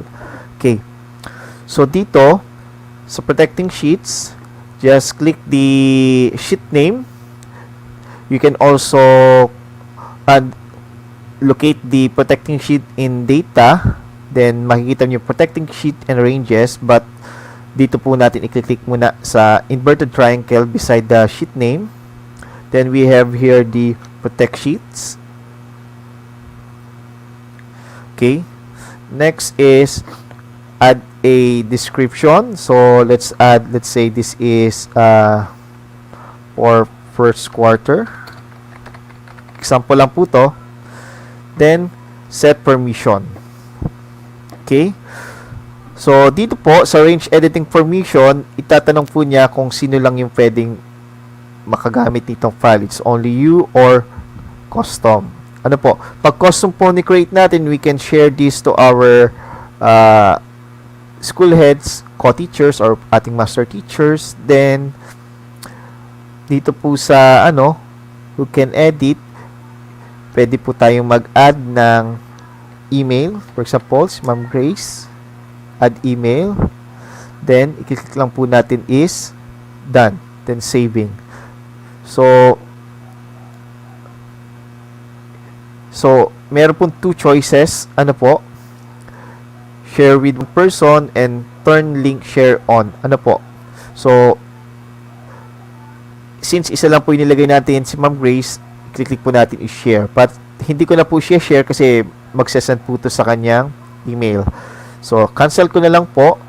Then, as you can see, lumabas na po dito na padlock logo. Then, the padlock logo as well as the beside of the sheet name, meron padlock logo. So, ikaw lang po at yung naka-add dito ang pwedeng makagamit itong file na to. Okay? Okay. How to download Google Sheets as Microsoft Excel file. Kanina, pinakita ko po sa inyo kung paano mag-upload ng Google Sheet ng Microsoft Excel to Google Sheets. Now naman po is how to download Google Sheets to Microsoft Excel file. So, go to File, then locate the download. Then we have here the different formats. Then download as Microsoft Excel. Then click. So, dito po makikita natin yan. Once downloaded, you can locate this to download folder or click the downloaded file. So, mag-open na po siya as Microsoft Excel file. That's all po. Dito po nagtatapos ang ating activity for the session 4. Sana po ay marami po kayong natutunan sa aking naibahagi. This is Edmar G. Rada, Teacher 3, ICT Coordinator and LRMDS Coordinator of Buenaventura Alandi National High School. Maraming salamat po sa pakikinig. Ma'am Grace.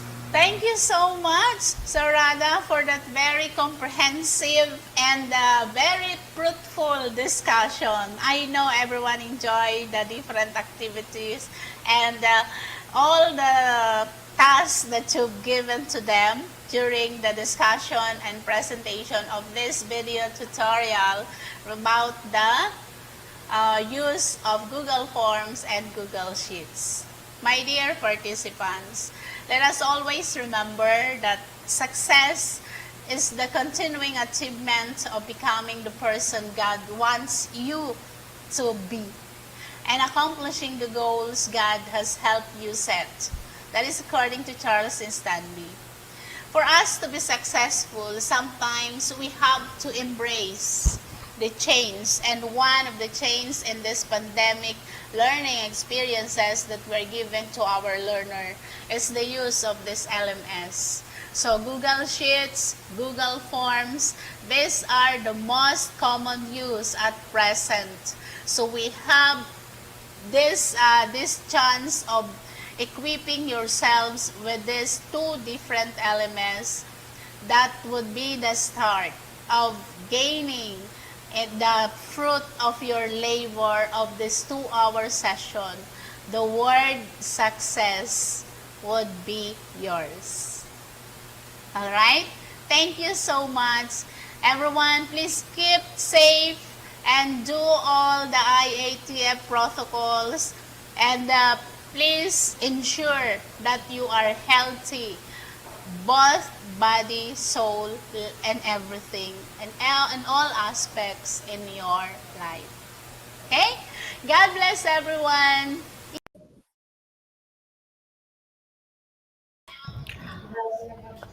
Thank you very much, Ma'am Ayan, thank Kabili. you so much. Edmar Rada. Ayan, I'm sure maraming Sir Ian na magiging successful at naging successful dahil sa kanilang sharing this afternoon. Okay, so napakaganda ng sharing na ginawa para sa ating mga teachers para ma-acquaint sila sa Google Forms at sa Google Sheets. Alright, so open na po tayo for our question and answer together with our facilitators, Sir Edmar and Ma'am Grace. Hello, good afternoon. Good afternoon po. Ayan, good So afternoon Q&A po. na tayo. Ready si Sir Good afternoon Edmar po. at si Ma'am Grace. Ayan. Hi po. Ano kaya ang ating unang question? We shall be waiting sa mga ipopost ni Sir June. Good afternoon po. Ayan, madami kayong nakasunod or maraming naiwan in the middle of the discussion ni Sir Edmar? Tiyak maraming babalik sa... Wala pa daw questions. So in-encourage natin ang ating mga participants to post their questions sa ating chat box diyan po sa ating streaming kung meron pa po kayong questions tungkol sa session ni Ma'am Grace at saka ni Sir Edmar. Ayan. Ayan. Pwede rin naman kasing wala ng questions kasi nga liming-limi naman talaga ang discussion ni Sir Edmar. Talagang andyan siya nakaantabay, talagang in every step. Okay. So, diba? Kaya siguro wala na silang question o kaya naman sila na-overwhelm sa kanilang mga ginawa. Talagang they were following all the way. Kaya naman wala na silang tanong, diba? Ayan. Puro words of thanks. Ayan. Meron tayong tanong mula po kay Ma'am Pablita Centeno. Paano po mag-add-on ng e-certificate? Ayan. Sige nga. Hello po. Good afternoon po. Nakikinig po ako? Yes sir. Narinig po kayo. Siguro po madidiscuss po yan sa next topic po sa MS Talks. Ano po? Commonly po, certificate gumagawa tayo sa Microsoft Word or sa documents. Ayan. Excited si Ma'am sa e-certificate. Oo. Ayan. Ito pa po, Sir Ian. Next question natin. Sir Neil Vincent Rosales, can we still open or turn the accepting of response even may add-ons pong naka-install like Kilgo? Yes po, sir. Yes po. Pwede po, punta lang kayo ulit sa add-ons, then yung limiter, then pwede nyo po siyang i-edit Or else, ibigay nyo po yung link from Google Forms. Yun po. Okay. Next, galing po kay Maestro Hill TV. Is it possible po na makita ng bata individually ang grades nila? Siguro tinutukoy nyo po yung pagdating sa Google Sheets. Actually, pwede po, as view lang po, pero just what I mentioned kanina po, kayo po yung may control at magbibigay ng restriction. So, kung ano lang po yung gusto nyo pakita, pwede nyo pong i-hide, then i-send din as viewer, then yun lang po yung makikita nila. Yes.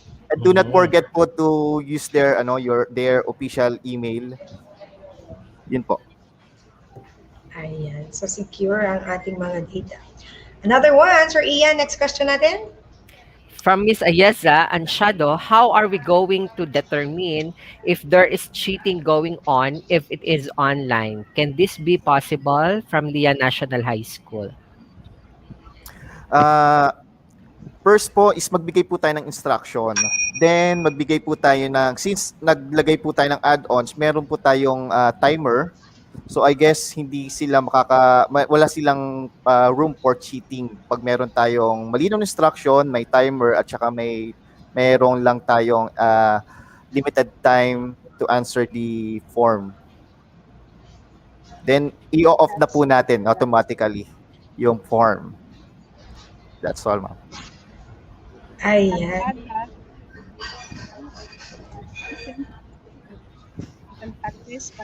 Ma'am Grace, meron po kayong medyo Grace, mahina pang audio nyo? Yes po. Hindi pa namin kayo masyadong marinig, Ma'am Grace.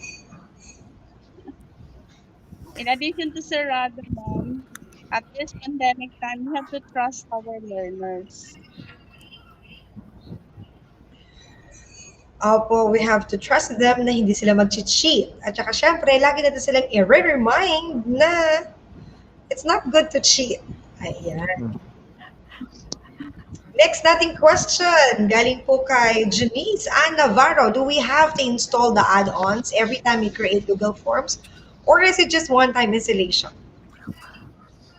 One-time installation po si add-ons. So it depends upon you if you're going to use add-ons. Pwede naman pong hindi naman kayo gumamit ng add-ons, just Google Form lang.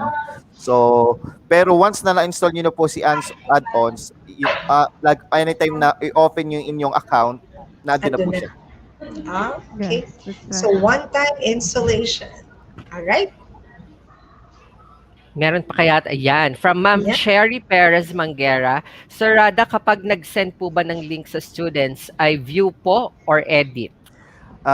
Kapag actually meron pong three types, view, edit. I forgot the other one. So, as soon as possible, view na lang po para po hindi nila makibo yung data na ipinakikita natin sa kanila. Okay po. So, view na lang. Baka mamaya madagdagan yung mga options. Yes. Magalaw pa po.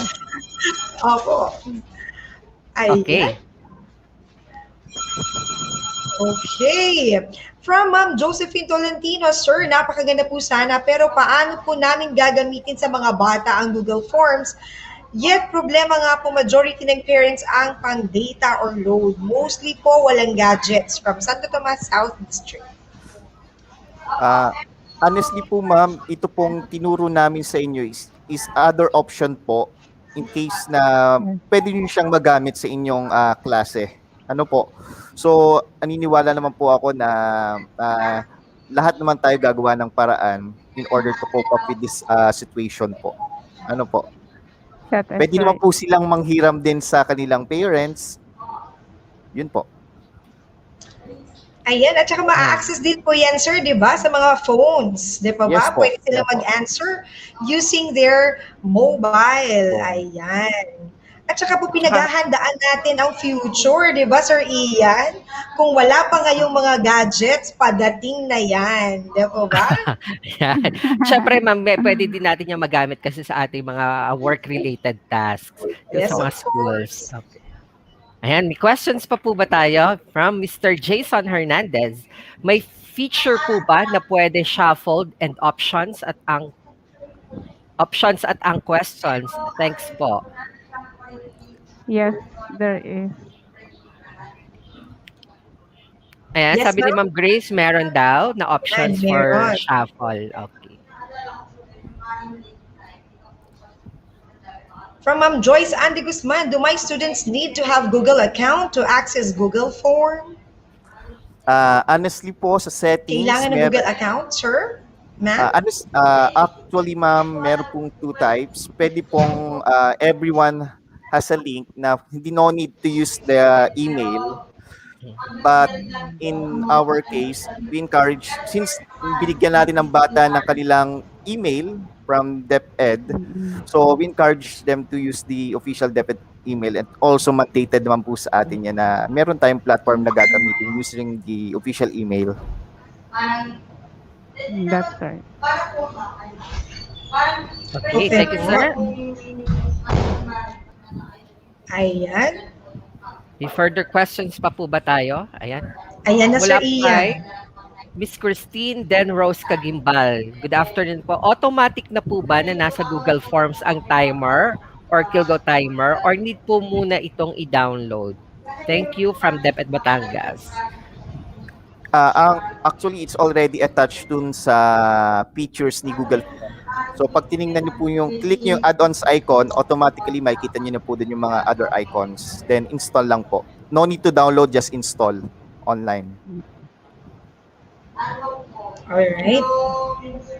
Install na lang po, no need to download. From Sir JP Paderanga. Sir, good afternoon po. Ask ko lang po if nag-a-appear din po sa other device like Android cellphones yung mga add-ons na meron sa PC. Yes po, yung pong pinakita ko kanina, yung add-ons nung Kilgo, cellphone na po yung gamit ko doon. Na nabibigyan na ng bata na may timer siya.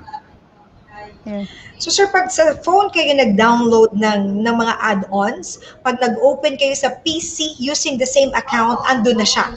Tama po ba? What I mean, sir, kung ibig sabihin po niya is mag-e-edit siya through Google Form using cellphones. Hindi siya, mahihirapan po kayo mag-edit. Dapat po talaga cellphone yung gamit. Computer po yung gamit. Okay, ayan. Actually, hindi natin alam, Sir Ian, yun na pala yung last question natin. Okay. Ayan. Yes, thank you so much, Sir Edmar and Ma'am Grace. Ayan, para sa Thank you very much napakagandang po. session natin ng ating session 4. Ayan. So actually, maraming natutunan dyan si si Ate Marie Chris ng San Pascual Senior High School 1. Ayan. Alright, so let's proceed with our next session. Our session 5 will be the Google It slide docs. Our facilitators to be on board are no other than the Principal 2 of Pinagsibaan Elementary School. He is also a National Educators Academy of the Philippines Certified Facilitator. He is no other than Mr. Eric Santanlao Gutierrez, together with the Information Technology Officer of the SDO Calamba City, Mr. Rodel Sulsona.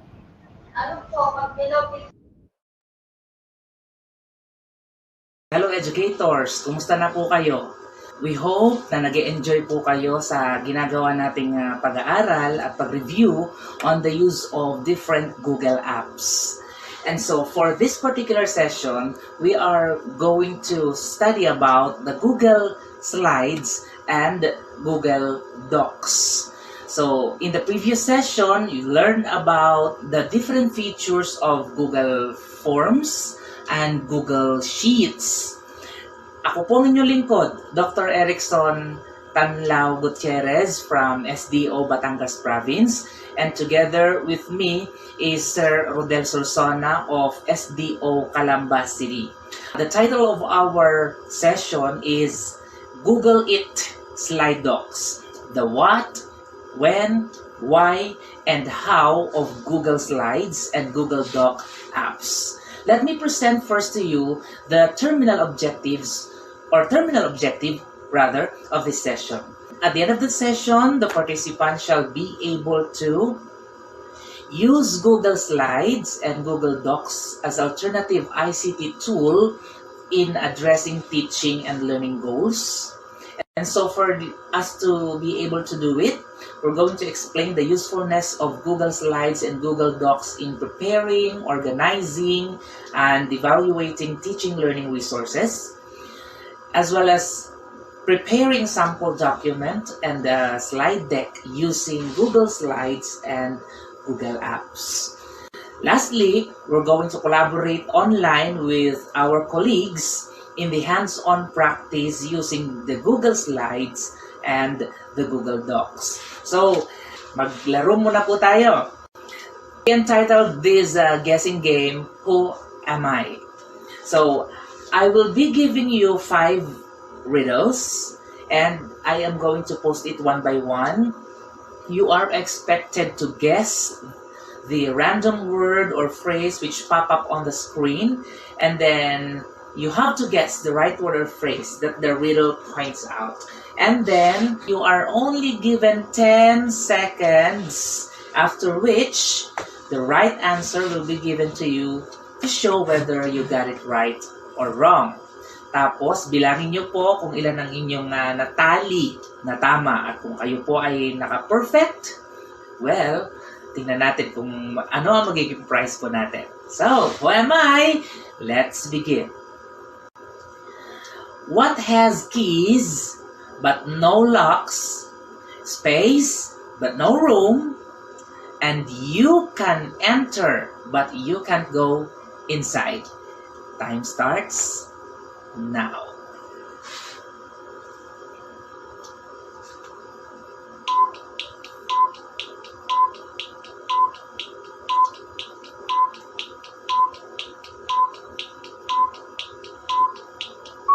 Alright, time's up. The correct answer is keyboard. So, who got it right? Kung sino po ang tumama, congratulations to you. Well, doon sa mga hindi po nahulaan, let's have the second riddle. Why is a computer so smart? Your time starts now.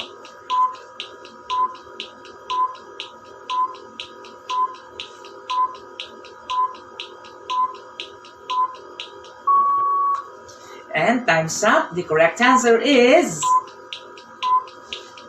it listens to its motherboard. Okay, so I guess nahati ngayon ang bilang natin.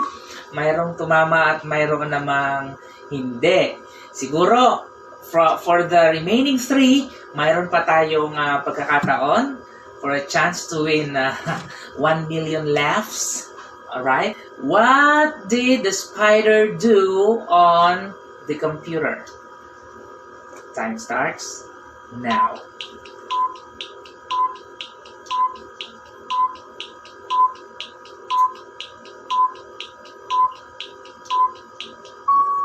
And the correct answer is, well, it made a website. Okay. Why did the spider get a job in IT? Time starts now. Walaan nyo, bakit siya nagkaroon ng magandang trabaho as an IT? It is because the correct answer is he was a great web designer. Alright, so for the last riddle, tingnan natin kung may itatama po tayo. What computer sings the best? Paunahan po. Sino kaya yan? And the correct answer is si Adele. It sings, this is the computer that sings the best. Sino po naka-5? Who got it all correct? Sana meron, paki-comment down na lang po dyan at tingnan po natin kung ano magiging prize po natin. So, nahulaan niyo po ba lahat? Yung lahat ng hinihingi po natin? How do you think this activity is linked with our session or topic for today? Of course, yung mga terms na ginamit po natin ay makikita natin as we go along with this particular session. So let's move first to what a Google Docs or what a Google Slide is. So before we move any further, mas makabubuti po siguro, umpisahan po natin ang ating pag-aaral sa pamamagitan ng pag-review on the different terminologies that we may encounter as we go on with this particular session on Google Eats Slides and Docs. The first terminology that we use here is Google Docs. Ano po ba yung Google Docs? It is basically a word processor included as part of a free web-based software office suite offered by Google within its Google Drive service. Sa napakalawak na Google Drive service, ito po yung isa lang, yung Docs. It allows users to create and edit files online while collaborating with other users in real time. So ito po yung malimit nating ginagawa o doon sa mga hindi gumagamit ng computer pa rin hanggang ngayon, yung ipinagagawa sa mga mas nakababatang teacher or mga IT natin. Alright. Ang Google Docs po ay it edits or tracked by user with a revision history presenting changes. Ano yung mga na-change na. Editor's position is highlighted with an editor-specific color and cursor. Permission system regulates what users can do. Pagdating naman sa Google Slides, it is an online presentation app, gaya din ng Google Doc, that lets you create and format presentations. Slides allow users to create and edit presentation online, para din pong sa documents, while collaborating also with users in real time. So edits are also tracked by user with a revision history that tracks changes to the presentation. Autosave, it is a feature of a software program that automatically saves an open document or file. Kung inyo pong natatandaan sa mga dating natin ginagawa, pag may mga binigay sa atin na link, magre-revise po tayo or mag-fill in ng ating mga information or data, automatically po siya nagsisave. File formats, that's the file format or structure that tells a program how to display its content. Kung isinave po natin ang ating data or file sa pamamagitan ng JPEG, naka-JPEG po siya, JPEG in picture format or in document format or in a PowerPoint presentation format, etc. So those are different types of file formats. A standard way that information is encoded for storage in a computer file para po hindi sila magkahalo-halo. Alright? So it specifies how bits are used to encode information in a digital storage medium. And for us to know everything about Google Slides and Google Docs, its features, and how to use those Google apps, let's check it out. And I'm now giving you the IT expert from Calamba City Division. It's no other than Sir Rodel Sulsona. Let's check it out. Okay, thank you po Sir Eric for that very clear and detailed explanation of what Google Docs and Google Slide is. So proceed na po tayo ngayon sa demo teaching ng ating Google Docs and Google Slides. So this is Rodel Sulsona, the Division Information Technology Officer of DepEd Calamba City. Okay, unahin na po natin ang Google Docs. So paano po ba natin ma-access o pupuntahan ang Google Docs? So para po mapuntahan natin ang Google Docs, meron pong dalawang paraan. Una po ay pupunta tayo sa docs.google.com.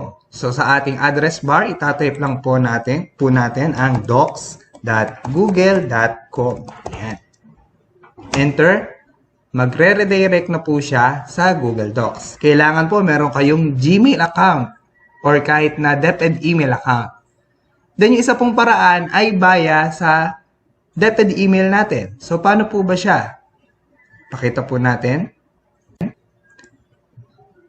Mula po sa ating DepEd email account, pupunta po tayo dito sa icon na ito. Ito po, itong Google Apps icon.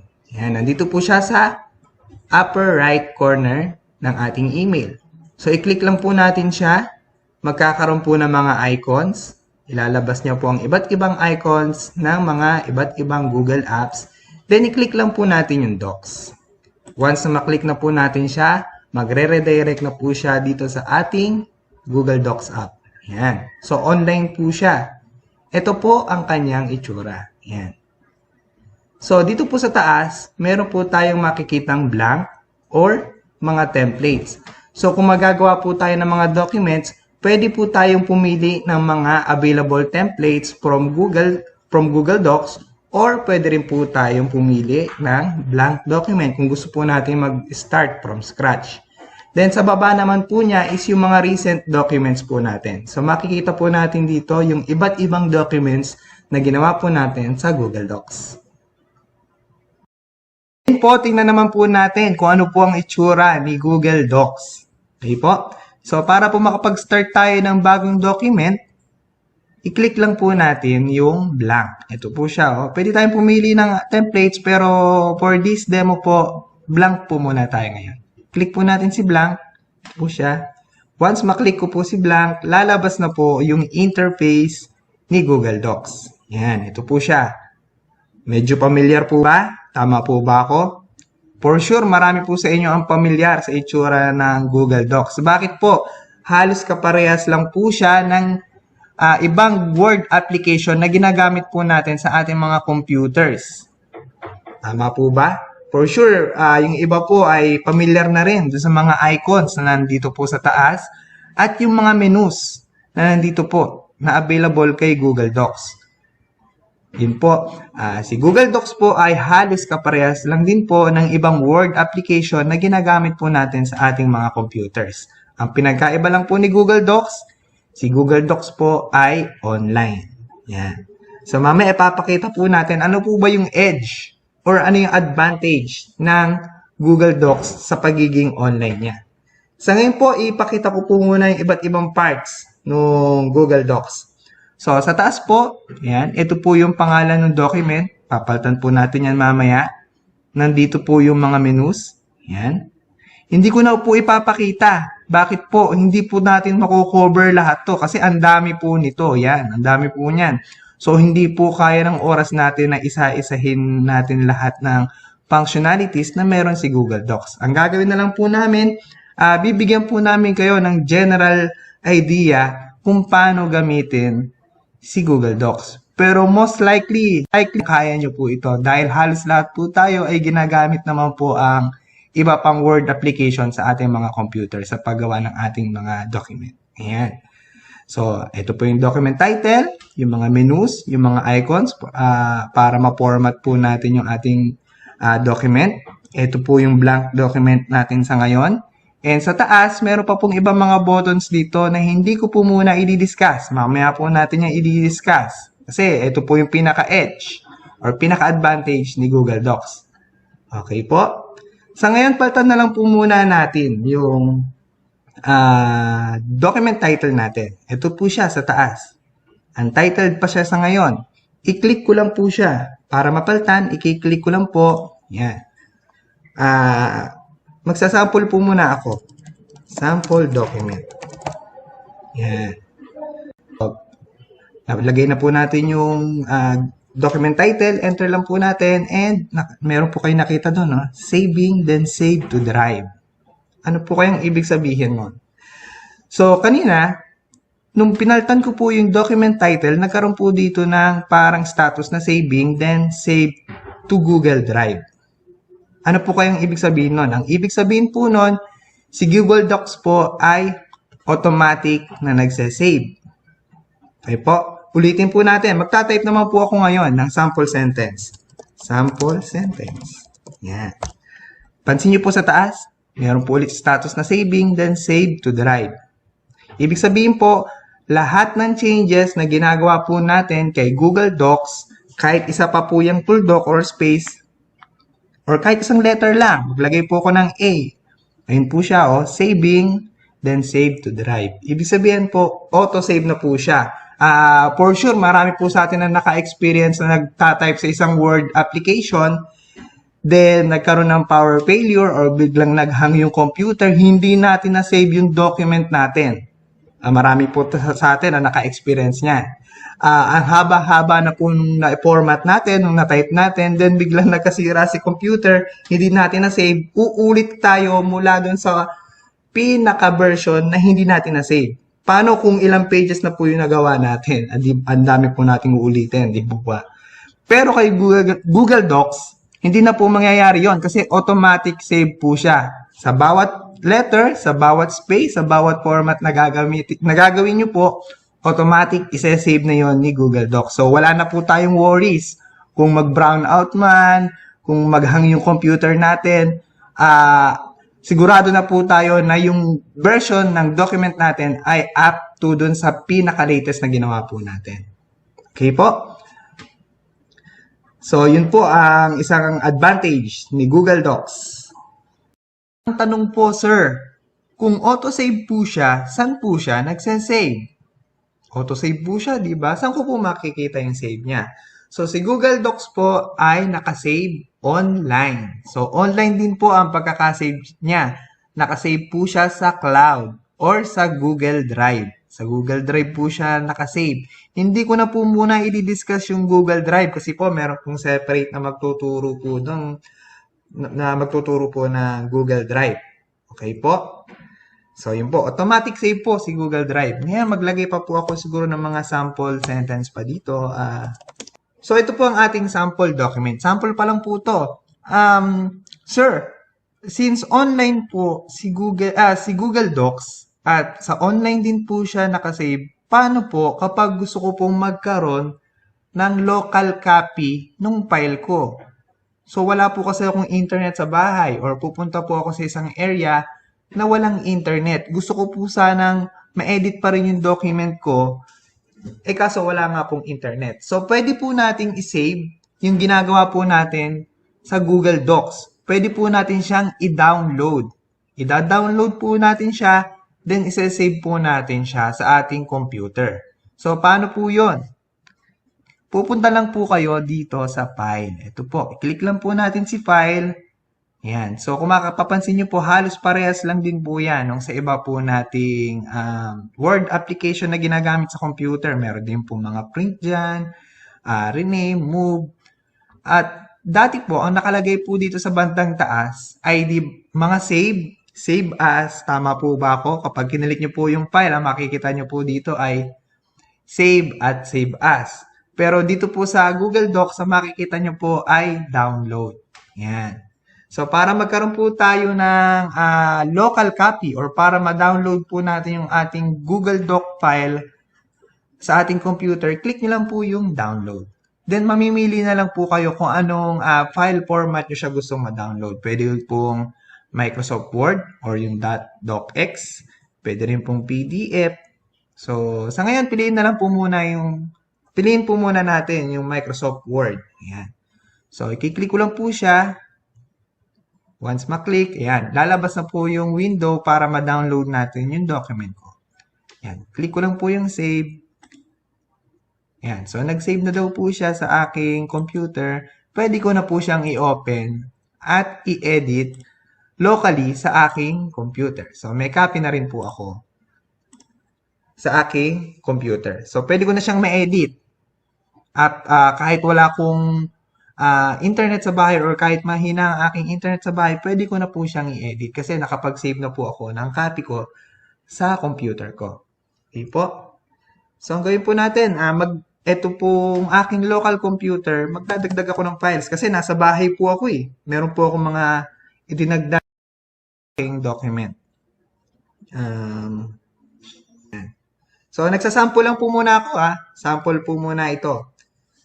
Ngayon po, nagdagdag ako ng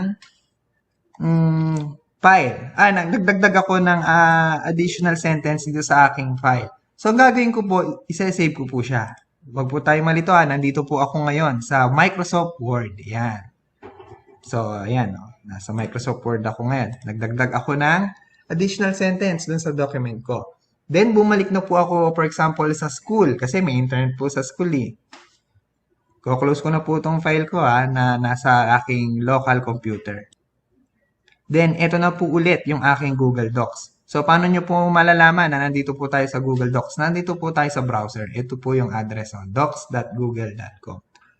Okay, so kanina nag-download po ako nung document ko sa aking computer, inedit ko po sa bahay na mahina po ang internet ko sa bahay or wala po akong internet sa bahay. Then, ang gusto ko pong mangyari sa ngayon is i-upload. I-upload yung ginawa kong file sa bahay dito po sa Google Docs para maging online na ulit siya. So, paano po yun? Ang gagawin ko lang po, i-upload ko po yung aking file doon sa Google Docs. So, ang pag-upload po, i-click ko lang po yung file. Ito po siya. File. Then, open. Yan. Kiklik ko po yung open. May lalabas po dito na window. Yan. So, para po ma-upload natin yung file, i-click lang po natin yung upload. Ito po siya, oh. Upload. I-click ko lang po. Then, meron po ditong button, select a file from your device. So, ang mangyayari po, i-upload na po natin yung file po na nasa computer ko. Yan. So, ibinarowse ko lang po kung nasan yung aking file. So, ibinarowse ko po kung nasan yung aking file. Ito po yung aking dinownload na file. So, i-double click ko lang po siya. Uploading. Yan, magkakaroon po ng status. Then, automatically mag-open na rin po siya sa Google Docs. Okay? Sir, paano ko po ma-ensure na nakasave na po siya sa aking Google Docs or dun sa aking mga list ng mga Google Docs? Okay po? So, punta lang po muna ulit ako dun sa homepage ng docs.google.com. Yan. Yan. So, ito po siya. Ito po ulit tayo sa landing page ng Docs, ng Google Docs. Then, dito po sa baba, ito po yung in-upload ko. Ito po siya, nasa recent documents. Kung i-open ko po yan, ito po yung file na inedit ko kanina. Then, in-upload sa... Pumunta naman po tayo ngayon sa pinakamahalagang feature or pinaka-importanteng feature ni Google Docs na magagamit po natin. Yung collaboration or sharing. Yan. So, ito po yung pinakamagandang part. Balik po muna ako sa homepage or sa landing page ni Google Docs. So, paano nga po ulit yun? Itatype lang po natin sa address bar natin yung docs.google.com. Yan. Close ko na po muna yung mga ginawa ko kanina. Yan. Then, meron po ako nakaprepare dito na document. Okay po, meron na po ako nakaprepare dito na document. Ito po siya, oh. Sample lang po to, ah. So, in-upload ko na po siya before this demo kanina. Yan. So, ito po yung prepared na document ko. Ang gagawin po natin ngayon, itong sample document po na to, ako po ang author. Ako po ang naggawa.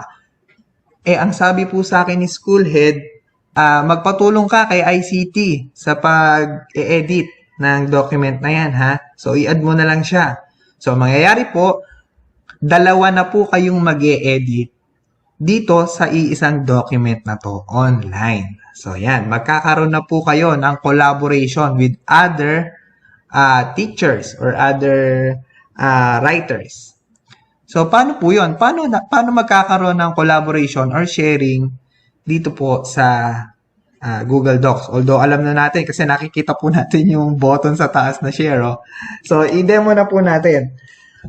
Ang utos po sa akin, i-share ko daw po ito kay ICT para dalawa daw po kaming mag-e-edit sa file na to. Magtutulong daw po kami sa pag-edit nitong file na to. Yan. So, para ma-share ko po to kay ICT, ang gagawin ko lang po, i-click ko po yung share button. Dito po, nandito po siya sa upper right. Yan. Sa ngayon po kasi, ang nakaka-access lang po nito ay ako. Ang gagawin ko na po ngayon, i-share ko na po siya kay ICT. So, para po ma-share ko siya kay ICT, i-click ko lang po yung share button. Yan. May lalabas po na dialog box. So, ayan, nakalagay naman po dyan. Share with people and groups. Sa ngayon, ang nandito pa lang po ay ako, si Rodel Datsulsona. Ang gagawin ko po, i-add ko po yung ICT namin. So, para ako at si ICT ay makakapag-edit dito sa file na to. So, ang gagawin ko lang po, dito po, ayan, itatype ko lang po yung email ni ICT. Ayan. So, ict.deped ka lang ba? Ito po yung email niya. Ayan. So, nung pinili ko po si ICT or nung nalagay ko po yung email niya, medyo nag-iba po yung itsura niya. Ayan po siya, oh. So, dito po sa right, meron pong drop-down box. Ayan, tatlo po yan. Viewer, commenter, at editor. So, from the word itself po, pag viewer, pag pinili ko po ay viewer, si ICT, ito po siya, viewer lang siya nitong document na to. Kung commenter, commenter lang po siya nung document na to. Ang sabi po sa akin ni Schoolhead, dalawa daw po kaming magtutulong sa file na to. So, si ICT, gagawin ko po siyang editor. Yan. So, kapag pinili ko po yung editor, si ICT, magagawa niya na rin pong i-edit itong file na to. Itong ating ginagawang file. Okay po? Sa baba, meron pong checkbox, notify people. Ibig sabihin po niyan, kapag naka-check po yan, by default, naka-check po yan, makaka-receive po ng email si ICT na i-share ko sa kanya or ini-invite ko siya na i-edit din itong file na to. So, mag-iwan lang ako ng message para at least pag na-receive ni ICT yung email is medyo aware na siya kung anong gagawin. Compose na tayo ng message. Una, inalagay ko po yung email ni ICT. Ayan po siya. Then, pinili ko po siya as editor para may edit niya rin po yung file. Then, naka-check po ako sa notify people para si ICT ma-receive niya po itong email na to, itong message na to, at yung link para po dito sa file na i-edit po namin. Ito po siya. Okay po? Ayan. So, ang gagawin ko lang po, i-click ko lang po yung send. Once na maklik ko po yung send, si ICT, makaka-receive po siya sa email niya ng email containing this message and the link papunta po dito sa file na to. Okay po? So, i-click ko na po yung send. Yan. So, person added. Yun, mayroong message dun sa taas. So, ang makakapag-edit na po nito ay ako at si ICT. Ngayon, paano po, tingnan naman po natin. Since naka-receive na ng invitation si ICT, punta po muna tayo sa account ni ICT. Okay po? So, magsiswitch po muna ako ng account. Yan. So, nag-switch po muna ako sa email ni ICT Kalamba. Okay po. So, ito nakikita nyo ngayon. Yan po na ni ICT. Ito po, nabago na. Si ICT na ang nakadisplay. So, kung mapapansin nyo po, meron po akong na-receive na email. Ito po siya, oh. Galing kay Rodel Solsona, Office Order Template, Invitation to Edit. So, naka-receive po si ICT ng email mula sa akin. So, i-click ko lang po para mabasa ko. Ayan. So, ito po yung message na itinipe ko kanina para kay ICT. Okay? So, good day. As per instruction by school head, we will collaborate to finish this document. Then, ito na po yung link. So, ito po yung link papunta dun sa document na i-edit po namin. So, ang gagawin po ni ICT para makapag-edit na rin po siya at para ma-accept yung invitation ko para ma-edit yung document, i-click niya lang po itong Open in Documents. Yan. Kiklik ko na po, then mag-open lang po siya sa isang separate na tab, and yan. So, dalawa na po kaming mag-edit ngayon itong document. Okay po?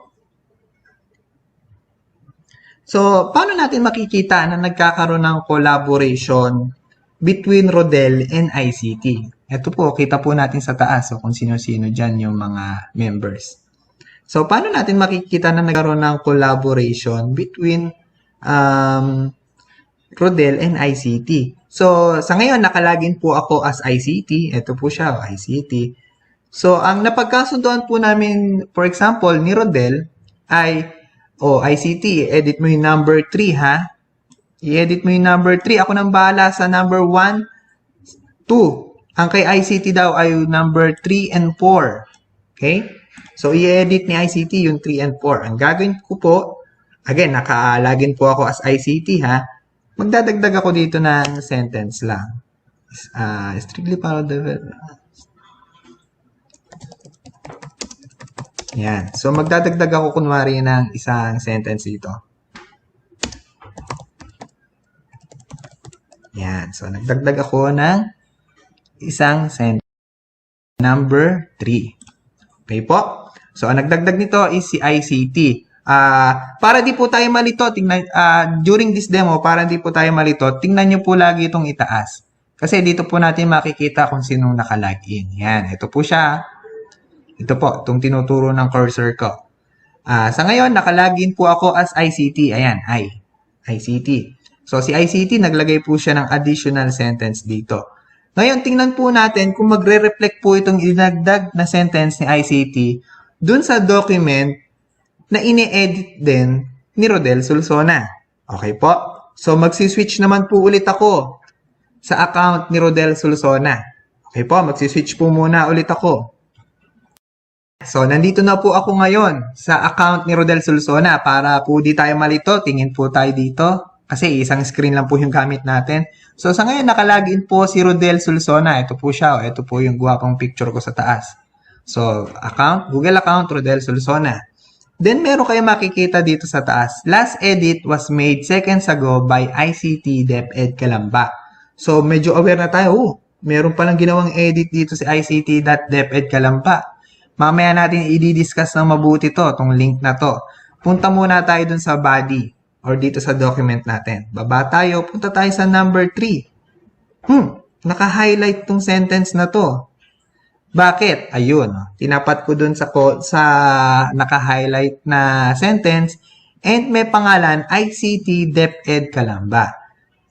Meaning po, itong part na to, ang nagdagdag po niyan ICT DepEd Calamba. So, ako na nakalagin as Rodel Sulsona, makikita ko po agad, si ICT.DepEd Calamba ang naglagay nitong sentence na to sa number 3. Okay po? So, sa ngayon, ito yung dinagdag ni ICT. Yan. So, ang nakikita po ni ICT at ni Rodel ay parehas lang. Kasi iisang document lang naman po yung ine-edit natin. Hindi po ba? Ngayon, para mas makita pa po natin yung collaboration, nakalagin po ako as Rodel. Additional sentence din sa number 2. Kailangan mag-reflect din po ito sa document na ine-edit ni ICT since iisang document lang naman po yung ine-edit namin. So, papakita po natin na nagkakaroon talaga ng real-time collaboration between two people dito sa isang document na to. Okay po? So, magdadagdag po ako ng sentence dito sa number 2. Rodel Sulsona po ang account ko ngayon. Kailangan magre-reflect po to kay ICT mamaya. So, ang sabi sa number 2, this aims to inform the DO personnel of this includes, ayan, mag-sample sentence na lang po. All formats and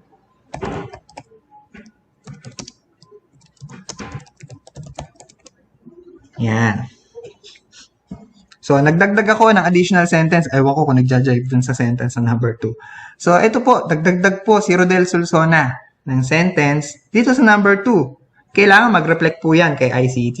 Hindi po ba? So, magsiswitch po ulit ako sa account ni ICT. Pasensya na po kung medyo nakakalito at nagsiswitch ako. Kasi, yun nga po, nasa isang screen tayo ngayon.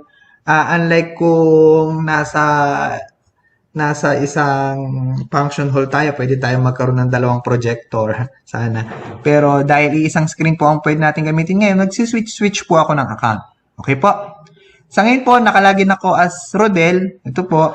Magsiswitch po ako kay ICT ulit, kay ICT account, para makita ko kung nag-reflect ba itong dinagdag ni Rodel Sulsona sa number 2. Okay po? Switch po muna ulit ako kay ICT account. Nakaswitch na po ako kay kay ICT. Ito po, ICT na ulit ang account ko.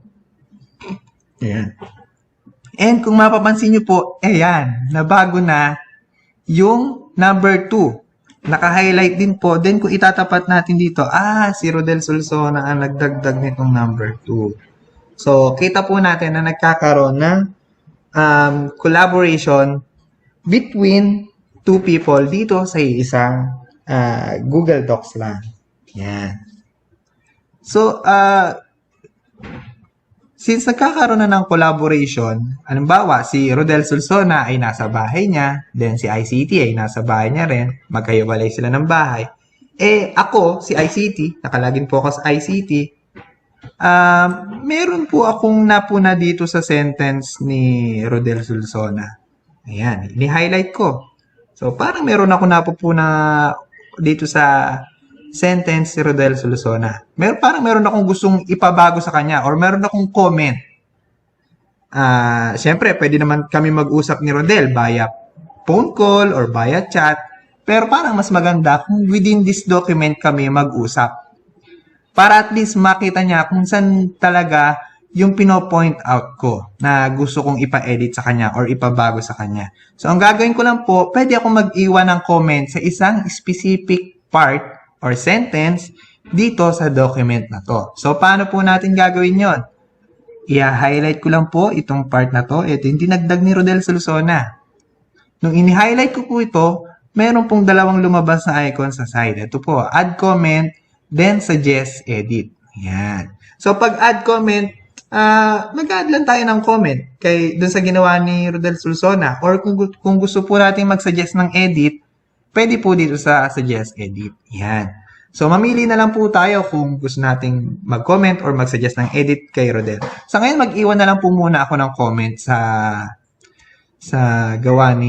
dinagdag ni Rodel. Again, naka-login po ako sa ICT ha. So, mag-iwan ako ng comment. Add comment. Ayan. Ayan. So, may lumabas na dialog box dito po sa side. Pwede na po nating i-type yung comment natin sa ginawa ni Rodel. Pwede rin po natin siyang i-tag dun sa comment natin. For example, kung maraming people involved dito sa document na to. Kasi possible more than 10 yung persons na nag-e-edit nitong document na to. Possible po yun. Pwede nating i-share pa to sa iba pa nating co-teachers. Kung marami kayong e-edit ng isang document. So, sa ngayon, mag-iwan na ako ng comment kay Rodel. Can you please check the relationship between the two sentences in number 2. Yan. Kasi tingin ko nga, medyo hindi nagmamatch yung first at second sentence dito sa number 2. Itag ko si Rodel. So, paano po mag-tag?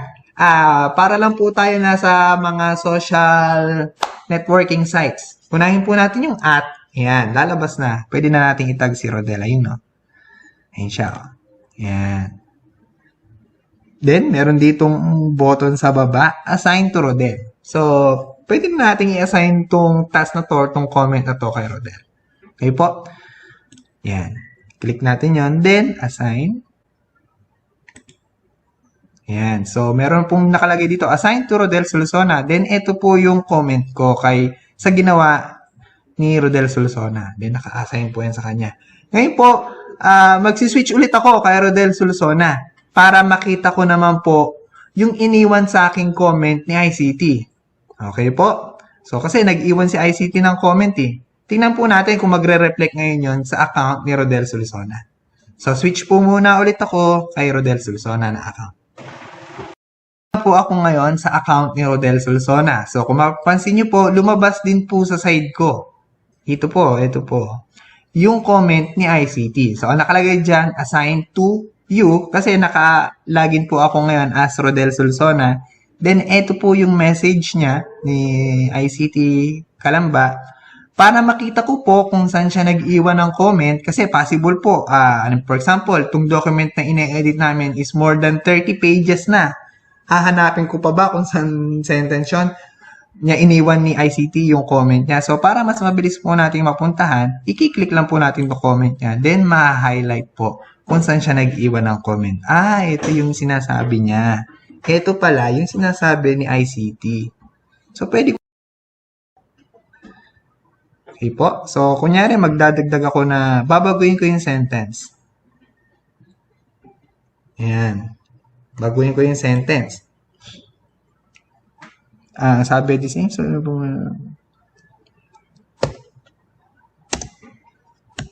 ayan. Magbabago na po ako ng sentence.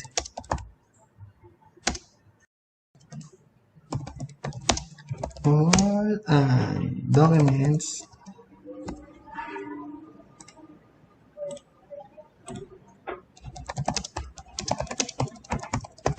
Yan. So, nag-edit ako. Oh, may grammar check din po si Google Docs, oh. Yan, oh. So, kaparehas ng ibang Word application, si Google Docs meron din siyang grammar check. Yan. So, inedit ko na. Sana, masaya na dito si ICT. So, dahil inedit ko na, pwede ako mag-iwan ng reply kay ICT. So, i-click ko lang po yung comment niya, pwede ako mag-reply. Done with the revision. Ito po yung reply ko sa kanya. Done with the revision. Thank you. Yan. Then, click ko lang po yung reply. Tingnan po natin kung na-receive ni ICT yung revision ko at yung reply ko sa comment niya. Okay po? So, magsiswitch po muna ulit ako sa account ni ICT. Okay po? Switching. Na kay ICT na ulit ako. So, kung mapapansin nyo po, lumabas na yung yung comment ni Rodel Sulsona. So, done na daw siya sa revision. Ito yung dinagdag ni Rodel. Yan. So, between the two, between Rodel and ICT, nagkaroon ng collaboration. So, isang document, ine-edit nila online in real time. So, kahit magkahiwalay kami ni ICT at saka si Rodel, kahit magkahiwalay sila, pwede sila mag-collaborate sa isang document. Okay po? So, napaka-useful po nito ngayon during this time of pandemic na yung iba naka-work from home kasi nga medyo delikado pang lumabas.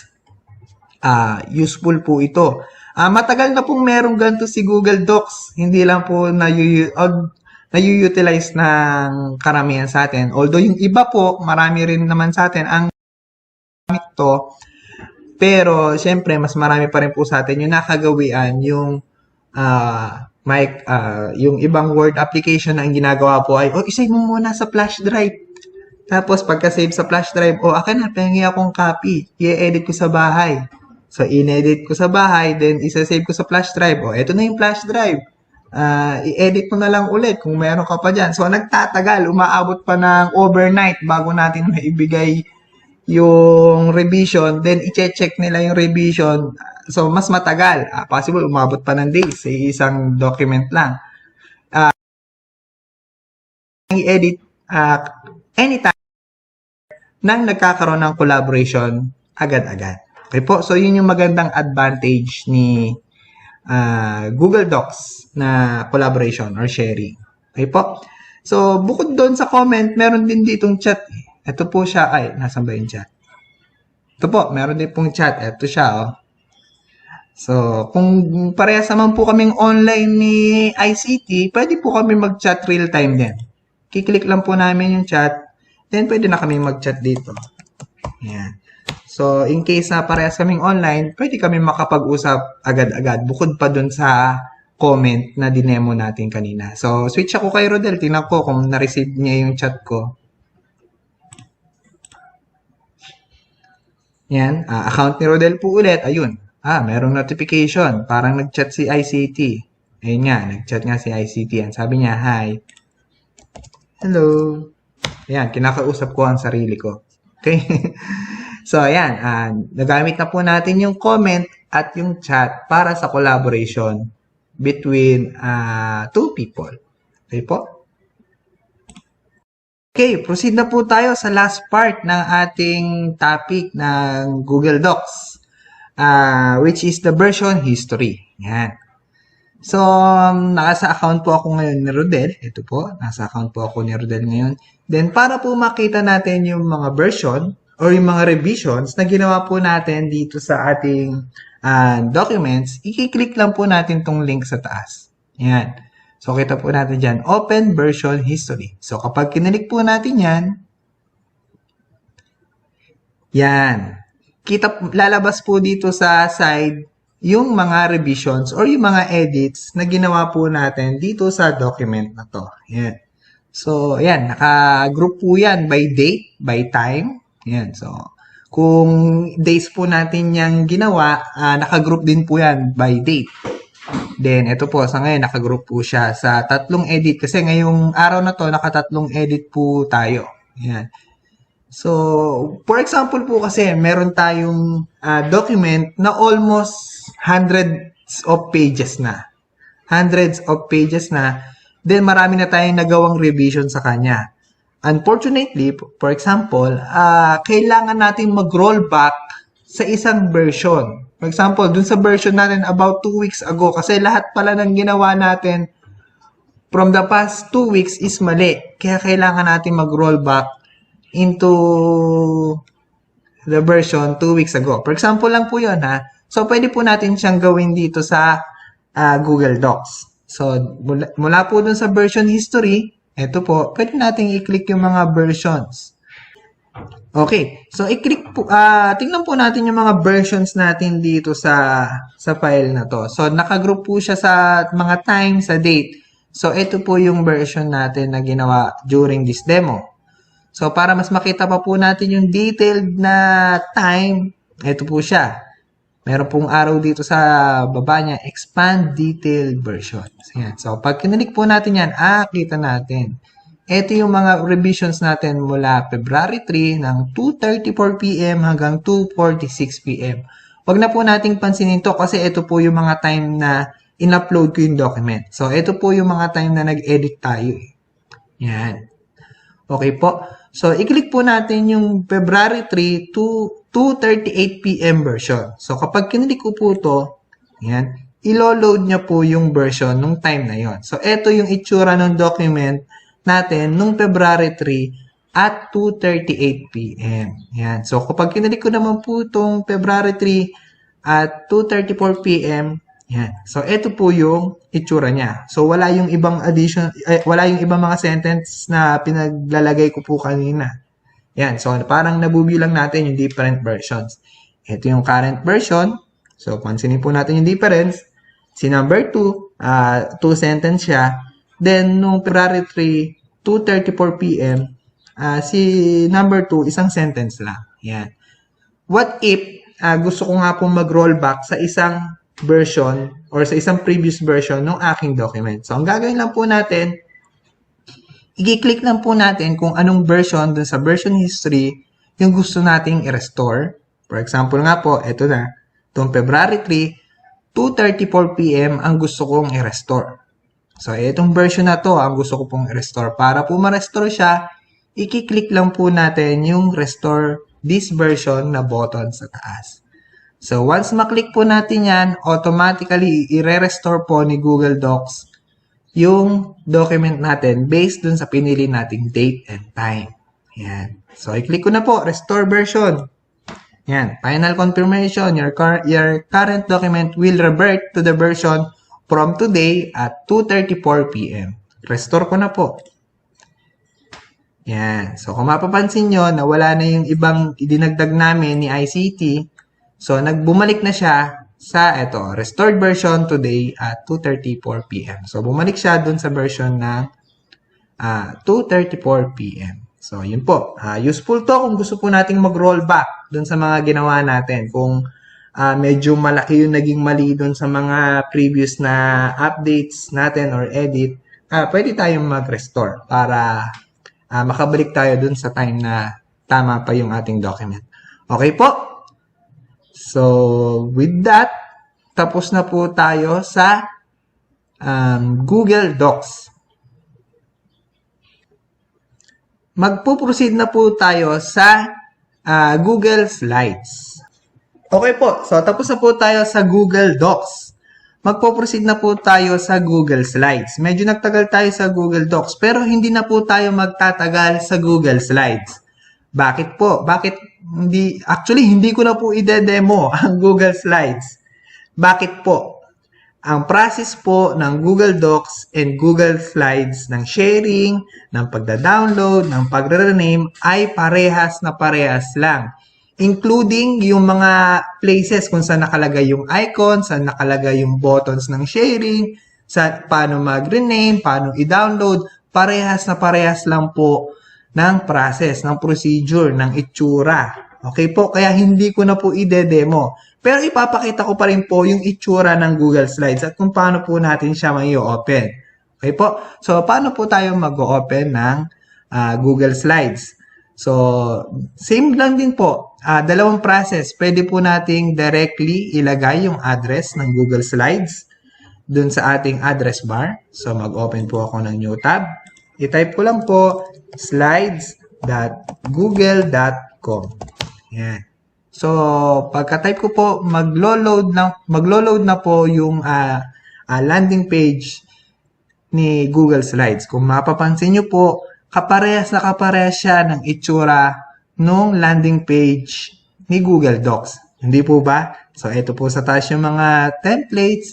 Ito po sa baba yung mga recent documents ko. Then, another way din po ng pag-access sa Google Slides is dun nga po sa ating email. So, punta po ako sa email ko.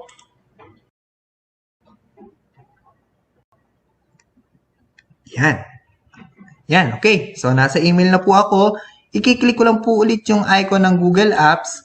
Then, lalabas po itong list ng Google Apps. I-click ko lang po si Slides. So, yun yung other way para ma-access si Google Slides. So, balik na po tayo dito ngayon sa landing page ni Google Slides.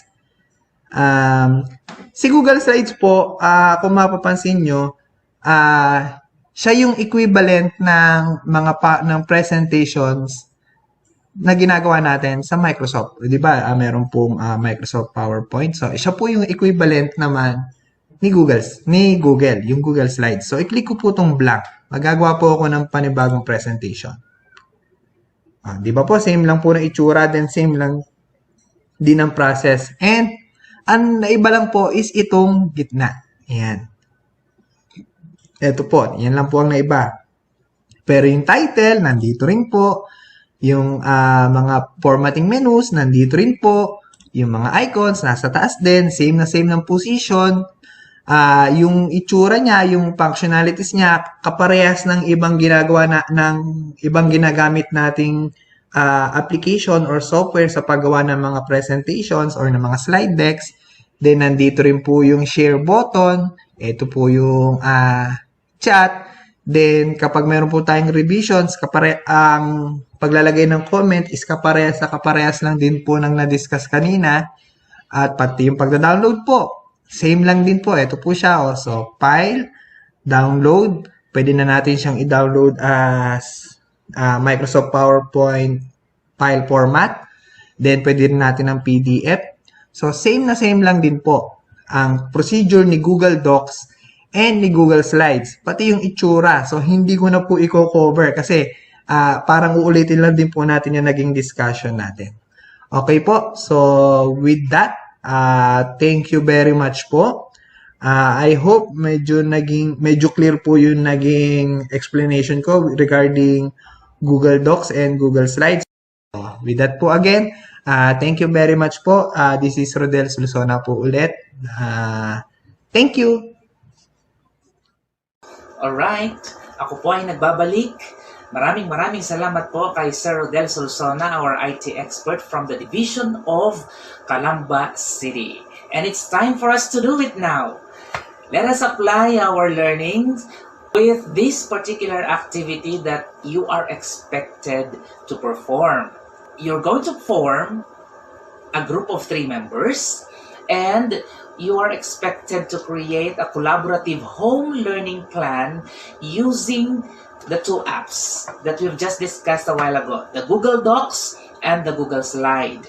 Each member is expected to contribute to the development of this home learning plan. And I'm pretty sure meron na po naman kayo niyan na mga nakasave sa inyong mga laptops or desktops. Our expected output, 1 is a collaborative Google Doc of home learning plan, and the second one is a collaborative Google Slide of a home learning plan. We just want to see kung talaga pong nakapag-collaborate yung bawat member dun po sa group na ipo-form ninyo. So, pili-pili na lang po kayo ng inyong kasama sa inyong group. And you shall evaluate your output based on the following criteria.